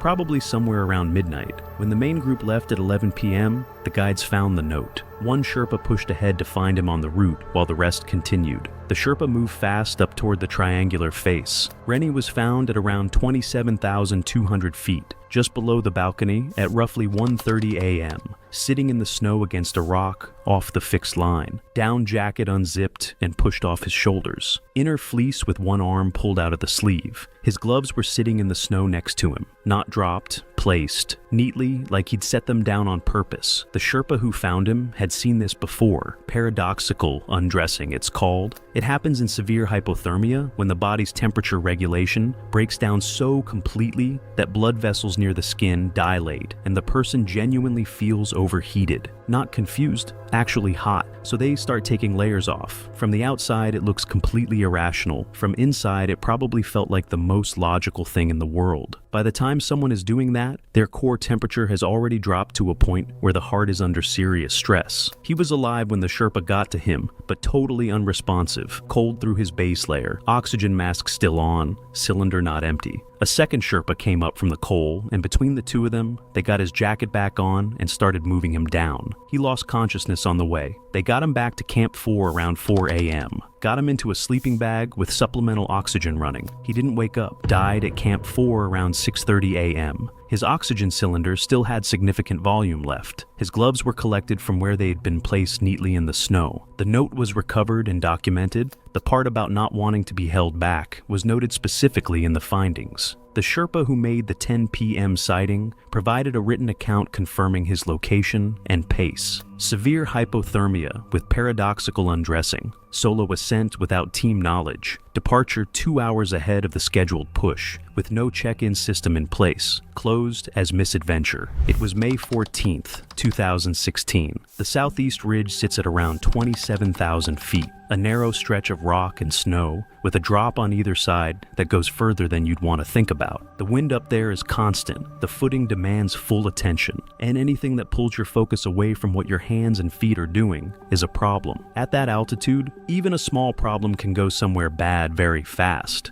Maverick Strail was 42, high school geography teacher from Missoula, Montana. 15 years of working up to this. Rainier, Baker, roots in the Canadian Rockies, Denali in 2012. Not a reckless guy at all, actually pretty methodical about everything. He was also a photographer who had shot every single climb he'd ever done and wasn't stopping on Everest. He carried a compact mirrorless camera in a chest harness the whole expedition. Every camp, every rotation, he had it on him. The harness had one adjustment buckle on the left shoulder strap, small plastic friction buckle, and it had been slowly working itself loose since Camp 2. He'd noticed it and fixed it with his gloves on a few times, which was awkward but doable lower down. He thought about swapping the strap out at base camp. never got around to it. On summit day, at 27,000 feet, it came loose again. Taking your gloves off at minus 38 degrees Fahrenheit with 25-mile-per-hour wind. How long do you think that gives you? Frostbite at those conditions doesn't take hours. It starts in minutes on bare skin.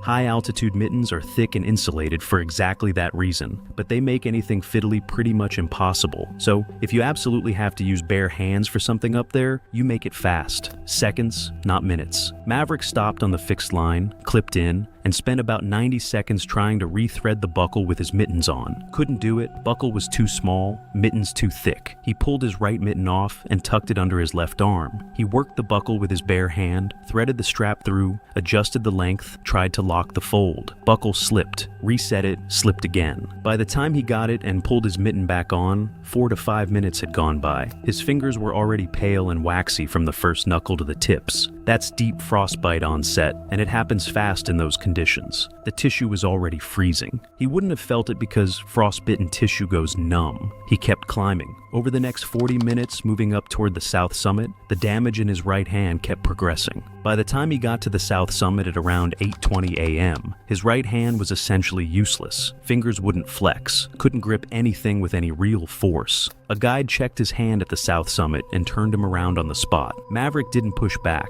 He'd known something was off for a while, just hadn't let himself think too hard about what it meant for getting back down. Like, he got all the way to the south summit, which is 28,700 feet, turned around, and a camera strap buckle is what ended it. That's genuinely hard to sit with. Getting down from the south summit means using a descender on the fixed rope to control your speed, and that needs a real grip. Maverick had nothing in his right hand. The guide managed the descent from above, while Maverick ran the descender with his left hand only. About 200 feet below the south summit, his left hand lost its grip on the descender. The guide above had been running a redirect on the fixed rope to back up Maverick's control, but when the grip went, the load shift was too sudden and too far below to arrest. The descender ran free down the rope, picking up speed until Maverick pulled free of the system entirely and fell around 1,200 feet down the southwest face. A recovery team got to him the next day. The fall wasn't survivable. His camera was still on the chest harness, memory card intact, last photo time stamped 8:17 a.m. at the south summit, 3 minutes before the guide's assessment. His right mitten was found on the southeast ridge near where he'd stopped to fix the buckle. Deep frostbite of the right hand causing loss of descent grip, failure to replace a faulty gear component before the summit push, removal of protective handwear in extreme cold for a non-critical equipment adjustment. The physical evidence laid it out clearly, closed as misadventure.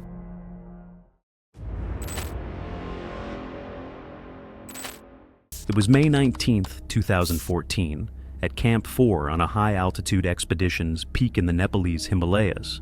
A cluster of tents pressed into compacted snow at roughly 26,000 feet, where the wind doesn't just blow, it dismantles. 3 climbers rested intermittently on supplemental oxygen through what became one of the quietest disasters the expedition would ever document. Nobody heard her go. Nobody heard anything after. Riva. Solmund was 38 years old and worked as a structural engineer at a mid-sized consulting firm in Oslo, Norway. She had been climbing for 14 years, alpine routes through Scandinavia and the Alps before moving to the 8,000ers. This was her 3rd attempt at this summit. The first 2 had been turned back by weather, and she spent both trips loudly complaining about guides and stupid restrictions. Her teammates described her as controlling, someone who cross-referenced forecasts across 3 separate services, lectured constantly about their supposed errors, insisted on checking anchor placements herself, despite lacking real skill, and carried a laminated checklist she wielded like a badge of authority. She had taken 6 months of unpaid leave to prepare, though people said that much of that time was spent fussing over gear brands and arguing with trainers about why she deserved a personalized acclimatization plan. She was not strong and not quick, but she demanded the team follow her pace and listen to her advice. Her summit bid was planned for midnight on May 20th. At approximately 10:30 p.m. on the 19th, she left the tent, scowling and muttering about tent mates who slowed her down, insisting she needed air and couldn't wait for anyone else. The South Col is a flat, exposed saddle of glacial rock and ice with no natural windbreak in any direction. At 26,000 feet, jet stream winds can exceed 100 miles per hour without significant warning, and temperatures at night fall below minus 40 degrees Fahrenheit. Cognitive function at that altitude degrades measurably. Spatial reasoning deteriorates, reaction time slows. And critically, none of it feels the way it sounds from sea level. The body keeps moving, the mind just doesn't keep up. Lucen watched her headlamp move away from the tent line. Wind at that point was roughly 25 miles per hour, manageable for the elevation. Over the next hour, conditions shifted hard. Wind climbed past 60 miles per hour, temperature dropped further, visibility collapsed near zero. He called from the tent entrance twice. No response came back. At approximately 11:10 p.m., a climber in a nearby tent briefly spotted a faint light moving low to the ground, not tracking toward the fixed ropes or the camp perimeter, but erratic, close to the snow surface. It lasted a few seconds, then it was gone. That detail, one witness, a few seconds, is essentially all that exists of what happened to her in real time. The snow the next morning filled in the rest. Reva had walked less than 90 feet from the tent before her footprints began to lose direction. Spacing widened, the line drifted. Hypoxia at that altitude produces disorientation functionally indistinguishable from severe intoxication, and it compounds rapidly with cold. Her oxygen mask was found partially dislodged. A single glove was recovered approximately 10 feet away. I've read enough high-altitude incident summaries to know that 90 feet sounds like nothing, and that is precisely the problem. Beyond the glove, the stride marks transitioned into shallow drag impressions consistent with crawling. Based on depth and spacing, investigators estimated that movement covered roughly 15 feet before stopping entirely. Her body was found at approximately 6:40 a.m. by Lucen and two other expedition members, less than 100 feet from camp. She was face down, knees tucked beneath her torso, upper body folded forward. Ice had accumulated across her face and neck in dense, layered deposits consistent with several hours of exposure to sustained high-velocity wind. No distress signal had been activated. A mountain rescue liaison was notified by radio at 6:55 a.m.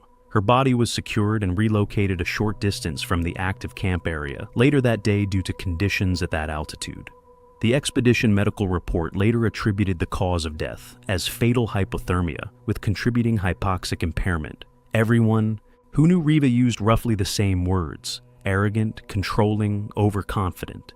She lectured constantly, insisted on being right, and flaunted knowledge she didn't truly have. And still, less than 100 yards from shelter, in a storm that moved faster than any model had predicted, none of it mattered. That's the part most people don't absorb.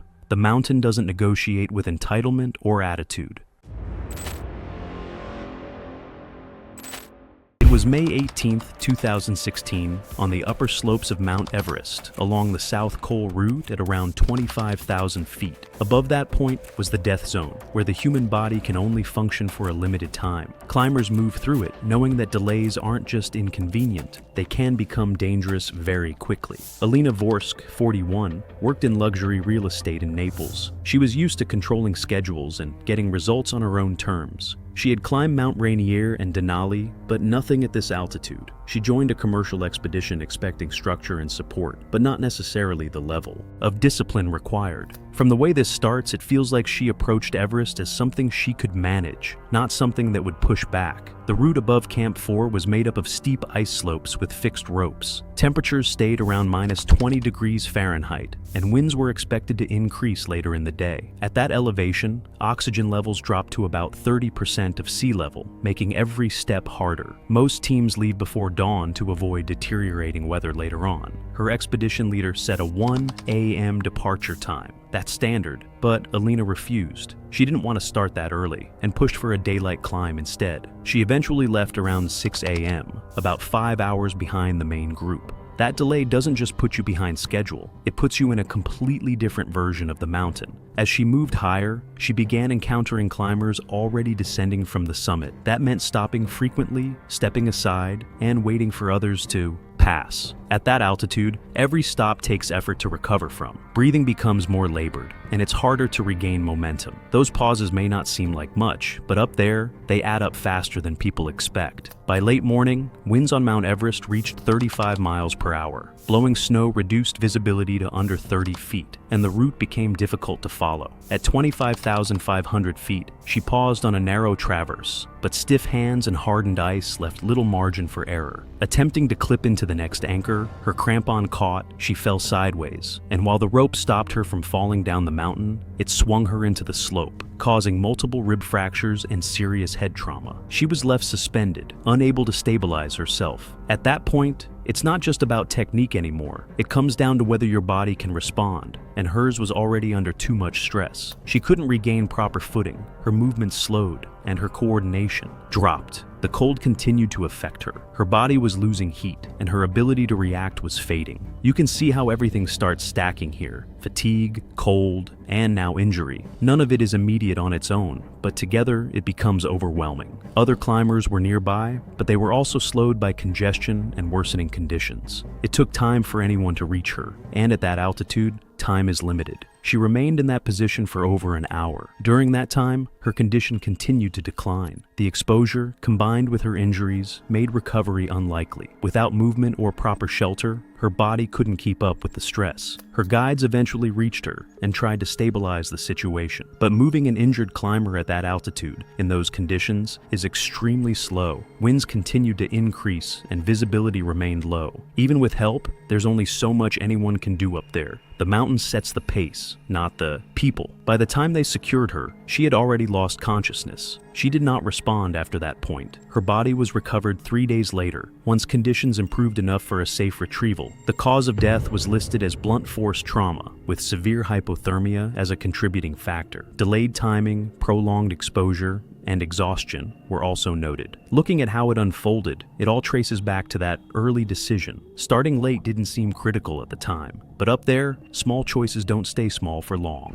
It was June 27, 2017. At Angel's Landing, where the final approach required hikers to navigate a narrow sandstone ridge, 5,790 feet above sea level, exposed on both sides with only partial chains for protection. Maribel Quent, 34, owned a boutique clothing store in San Diego and frequently shared curated travel photos online. Though she had moderate hiking experience, her focus was more on capturing the perfect shot than following safety rules. From what I see, her priority wasn't the summit, it was the photograph. The final half mile of the trail is a narrow ridge with drop-offs exceeding 1,000 feet. By midday, temperatures had climbed to around 95 degrees Fahrenheit. The sandstone surfaces were polished from years of foot traffic, with smooth areas made even more slippery by a thin layer of sand blown across the trail by the wind. Chains were available in some of the most exposed sections, but large portions of the ridge remained unprotected, relying entirely on hikers' judgment and careful movement. Even under normal conditions, this ridge can be unforgiving. Add a layer of loose sand and heat, and one misstep is all it takes. Signs posted along the trail warned hikers to stay on the designated path and avoid venturing onto unprotected ledges. Rangers that morning had briefed visitors on recent incidents involving photographers stepping off trail. Maribel had heard the warnings, but dismissed them as excessive. She moved beyond the chain several times to adjust for better shots, shifting her stance and testing the edges to get the right angle. From where I'm looking, it probably seemed harmless to her at the time. But on a narrow, exposed ridge like that, every extra step onto unstable ground made an accident far more likely. As she neared the summit, she spotted a ledge about 8 feet beyond the official trail that promised a clear, unobstructed view of the valley below. From a distance, it looked stable, but it was sloped and covered in loose sand. Maribel stepped past the boundary rope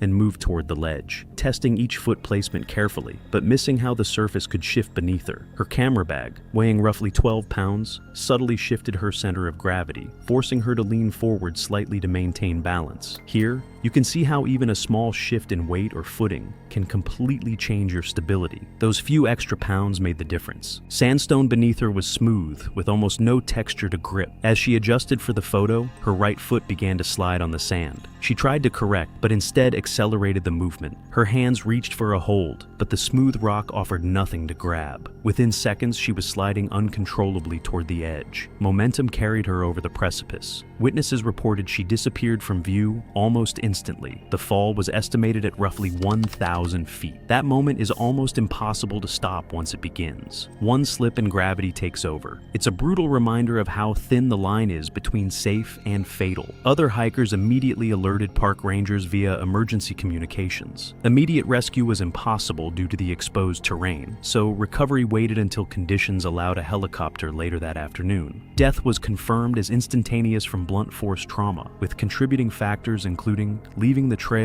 unstable, footing, and extra weight from her camera. It's striking how fast it happened. A few missteps off the trail, and that was enough. Everything else just made it worse. The incident received little public attention, noted only in seasonal park reports, serving as a reminder that even routine hikes can turn fatal when safety boundaries are ignored. Looking back, the decision to prioritize a photograph over safety stands out clearly. It's easy to think you can handle this, but the mountain doesn't negotiate. That's what makes incidents like this so sobering. The consequences arrive before you even realize the danger. It was May 9th, 2015, at Camp 2 on Mount Everest, 21,300 feet up. Thin air, minus 10 degrees Fahrenheit temperatures, hidden crevasses, and icy patches made every step risky. One misstep could be deadly. Tessa Crane, 37, worked as a corporate consultant in Chicago. She thrived on pushing herself in high-pressure situations and expected that same drive to carry her up Everest. She had climbed several 14,000-foot peaks in Colorado, but nothing had prepared her for the sustained physiological stress of staying above 18,000 feet. 18 months of training had convinced her she could handle the climb. I can see she trusted her mental toughness more than her body's signals. That's a mistake a lot of people make up here, thinking willpower is enough. Altitude sickness often begins subtly, a headache, mild nausea, dizziness. But at 21,000 feet, these early signs can escalate rapidly. On the morning of May 9th, Tessa reported a mild headache and slight nausea, but insisted she could continue to Camp 3. Her guide recommended immediate descent to Camp 1. She refused. I get it. She probably felt like stopping would mean failure. But up here, ignoring your body is never worth it. Over the next several hours, her condition worsened. The headache intensified, nausea turned into repeated vomiting, and dizziness made each step uncertain. The cold and wind made rest stops. Exhausting, slowing the team even more. Every fixed rope she gripped required extra effort, and her balance became progressively unreliable. I can't help thinking how small decisions start stacking up. The choice to push forward despite the warning signs is one that snowballs quickly. By early afternoon, Tessa had developed high-altitude cerebral edema, a condition where fluid buildup in the brain causes swelling that impairs thinking, coordination, and consciousness. Her steps were unsteady, her grip on ropes weakened, and she needed constant support from the guides. On a steep section between Camp 2 and 3, she collapsed entirely, unable to move on her own. Breathing became irregular, supplemental oxygen barely helped, and the technical terrain made any descent slow and risky. It's kinda terrifying seeing someone so prepared and determined get beaten by altitude. You train and prep for months, but the mountain has its own rules. The guides worked carefully to move her down, securing ropes and taking each step slowly. Her intermittent consciousness made coordination impossible, and at times, she was completely unresponsive. Weather conditions and steep slopes prevented a rapid evacuation. I can't imagine how helpless it must feel to watch, knowing every second counts. But there's only so much you can do at that height. Hours passed as her condition deteriorated. The guides monitored her vitals and tried to prevent further decline, but the combination of brain swelling, hypoxia, and physical exhaustion progressed beyond the point where rescue alone could reverse it. Eventually, she lost consciousness permanently. It's sobering. There's no arguing with physiology at this altitude. The body just shuts down when it can't cope. The medical officer later confirmed the cause of death as high-altitude cerebral edema, with contributing factors including her refusal to descend when symptoms first appeared and the delayed recognition of the severity of her condition. It's hard not to reflect on how quickly a summit goal can turn deadly when pride or determination overrides basic survival instincts. Her death was documented in the expedition's medical logs and reported to Nepalese authorities, as is required for all climbing fatalities. It's a harsh reminder that the mountain isn't forgiving. No amount of preparation, money, or drive drive changes the fact that ignoring the body's signals can be fatal. Even after the incident, the evidence left on the route, abandoned gear, disturbed snow, and the path where she struggled, served as a stark visual cue for future climbers about how quickly things can go wrong. Looking at it, I can't help but feel the weight of those final hours. The effort, the willpower, all of it, and yet the body had the final say. That's something that really sticks with you about high-altitude climbing. It was April 22nd, 2014, in the lower Khumbu icefall on Mount Everest, around 19,500 feet. This section is one of the most dangerous on the route, with shifting ice towers, hidden crevasses, and thin snow bridges. Temperatures range from -5 degrees Fahrenheit to 10 degrees Fahrenheit, but wind and exposure made it feel much colder. Every step required careful footing, balance, and reliable gear. Lenora Svek, 39, worked as a fashion buyer in New York City and approached the climb like she did her career, focused on style and appearance. Her experience was limited to guided climbs of Mount Washington and Mount Whitney, where mistakes were minor inconveniences. On Everest, she prioritized how gear looked and felt over its functionality. I could already see this was going to be a problem. The mountain doesn't care about style, only what works. The icefall demanded specialized equipment, insulated gloves, heavy base layers, and full-body protection against sudden cold and exposure. Lenora had opted for lighter alternatives, arguing that bulk would slow her down. Her gloves were designed for moderate cold, not the sustained freezing conditions of the icefall. That morning, guides ran their routine equipment check and again recommended she switch to heavier gear. She refused. I get wanting to move faster or feel more comfortable, but in this environment, comfort isn't really the goal, survival is. Within the first hour, the consequences of her choices became apparent. She stopped frequently to adjust her layers and warm her hands, which were already showing signs of reduced circulation. Each pause slowed the team and increased exposure to unstable ice. Small issues start to stack up fast in places like this. That's how serious accidents begin. One minor misstep, then another, until it's too late. Lenora approached a ladder spanning a 40-foot crevasse. Her gloves had lost warmth, leaving fingers numb. Halfway across, she slipped, her right foot between rungs and left hand off the rail. Her harness caught her, but she fell partially into the crevasse. Still, her body slammed against the ice wall with enough force to fracture several ribs and inflict internal injuries. One small slip doesn't stay small in the icefall. The mountain turns minor mistakes into major consequences almost instantly. She was left suspended, unable to pull herself out. Her numb fingers made it impossible to assist in her own rescue. The team began a rope extraction, but the surrounding ice was unstable, and setting up safely took time. Every minute mattered as her injuries and exposure worsened. Hypothermia set in quickly without proper insulation.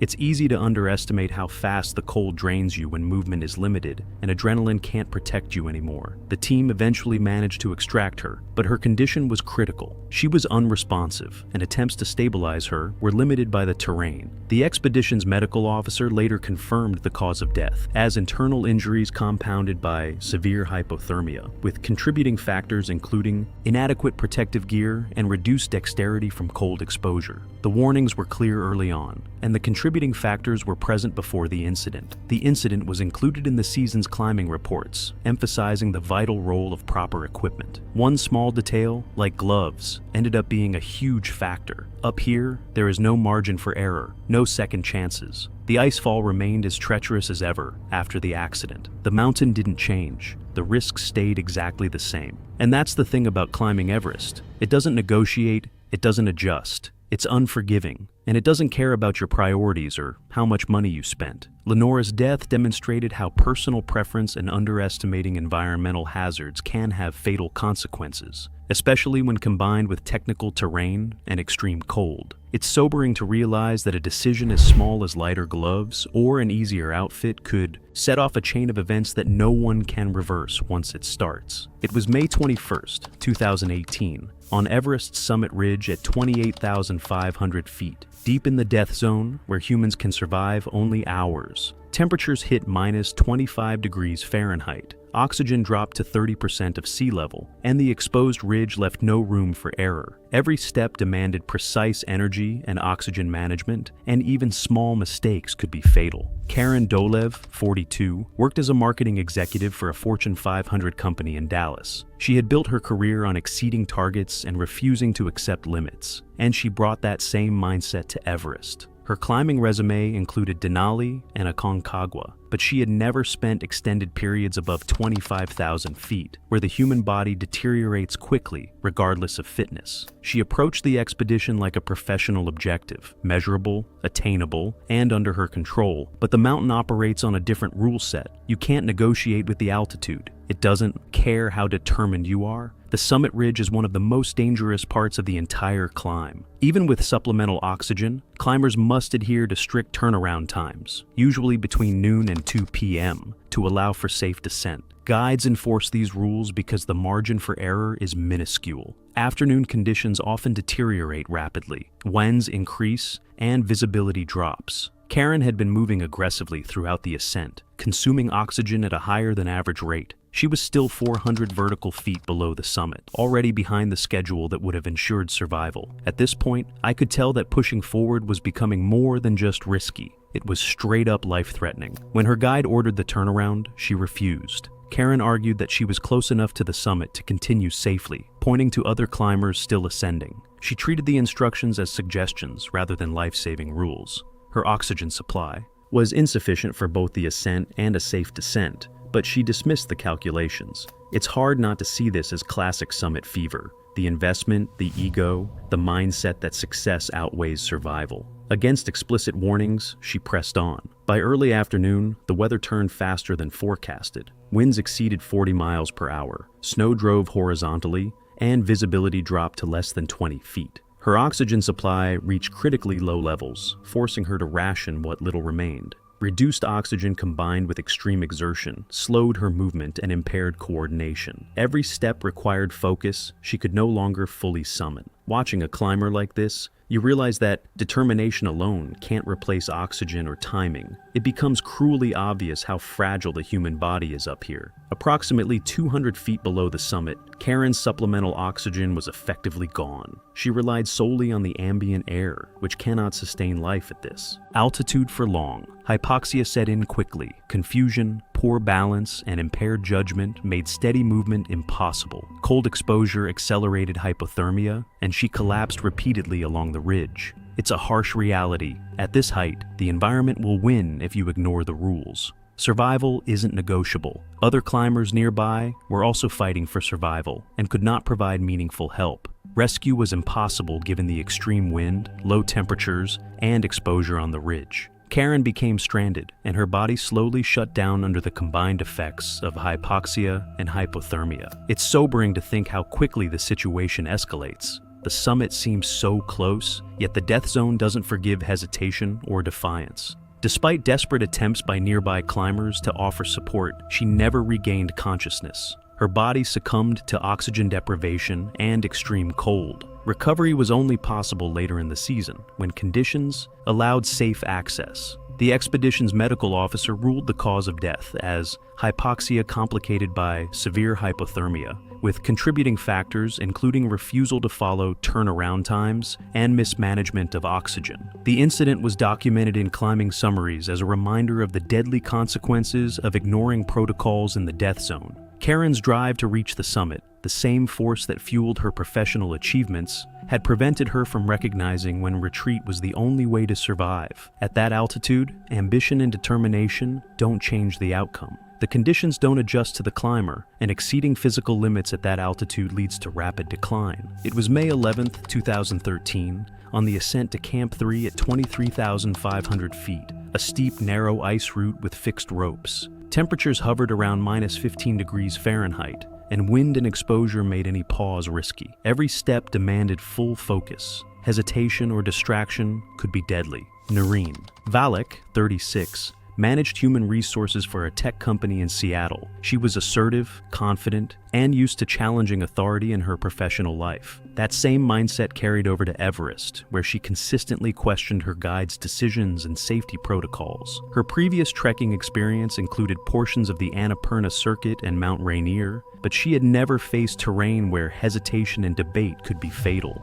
I could already sense that her instinct to argue and analyze every decision wasn't going to mix well with the death zone. The route from Camp 2 to Camp 3 required precise timing and coordination. Climbers depended on the fixed rope system to keep traffic moving steadily, with designated rest points where they could pause safely. Delays in the middle of technical sections created bottlenecks, forcing other climbers into exposed positions and increasing the overall risk for the team. Noreen's habit of stopping mid-route to question instructions had already caused minor slowdowns during the expedition, but on this day, it would prove disastrous. As the team approached a particularly narrow section of steep ice, Noreen began challenging the guide's pacing instructions and route choice. Instead of moving steadily through the dangerous section, she stopped to argue, insisting her concerns be addressed immediately.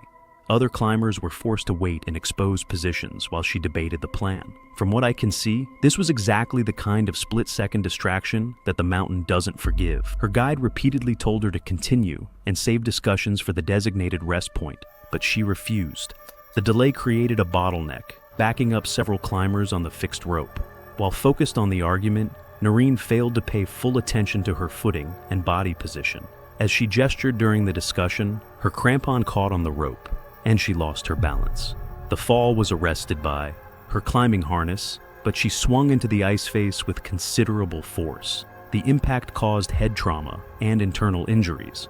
It's hard not to notice how quickly a single lapse of attention can turn a routine crossing into a fatal moment. Other climbers, still stuck in the bottleneck, were unable to provide immediate assistance. The harsh conditions, freezing temperatures, wind, and exposure made rapid help impossible. Noreen's injuries, combined with prolonged exposure, quickly overwhelmed her body's ability to maintain core functions. The guides attempted emergency stabilization, but the technical terrain prevented effective treatment or swift evacuation to a safer location. As hours passed, her condition worsened. Hypothermia set in alongside her injuries, and consciousness slipped away. Despite every effort, she could not be revived. The expedition medical officer later determined that her death resulted from blunt force trauma, complicated by severe hypothermia, with key contributing factors including the delayed response during a critical moment and failure to maintain focus while navigating technical terrain. Watching her choices pile up like this, it's clear how small decisions, stopping, debating, hesitating, stack into irreversible consequences in this environment. The incident was recorded in climbing logs as a stark example of how communication issues, hesitation, and delayed compliance can become fatal in extreme conditions. Noreen's tendency to challenge authority and assert her personal approach to climbing had ultimately cost her life. It's a tough reminder that on mountains like Everest, there's no room for ego or debate. The protocol exists for survival, and ignoring it is a gamble with zero margin for error. Her death illustrated the same harsh reality that had claimed others before her. In high-risk environments, prioritizing personal preferences over established safety measures can be deadly. Even experienced professionals used to managing and challenging situations in their work are not immune when the mountain demands immediate compliance. I can't help but feel that every step she took reflected her mindset. But on Everest, the mountain is always the final authority.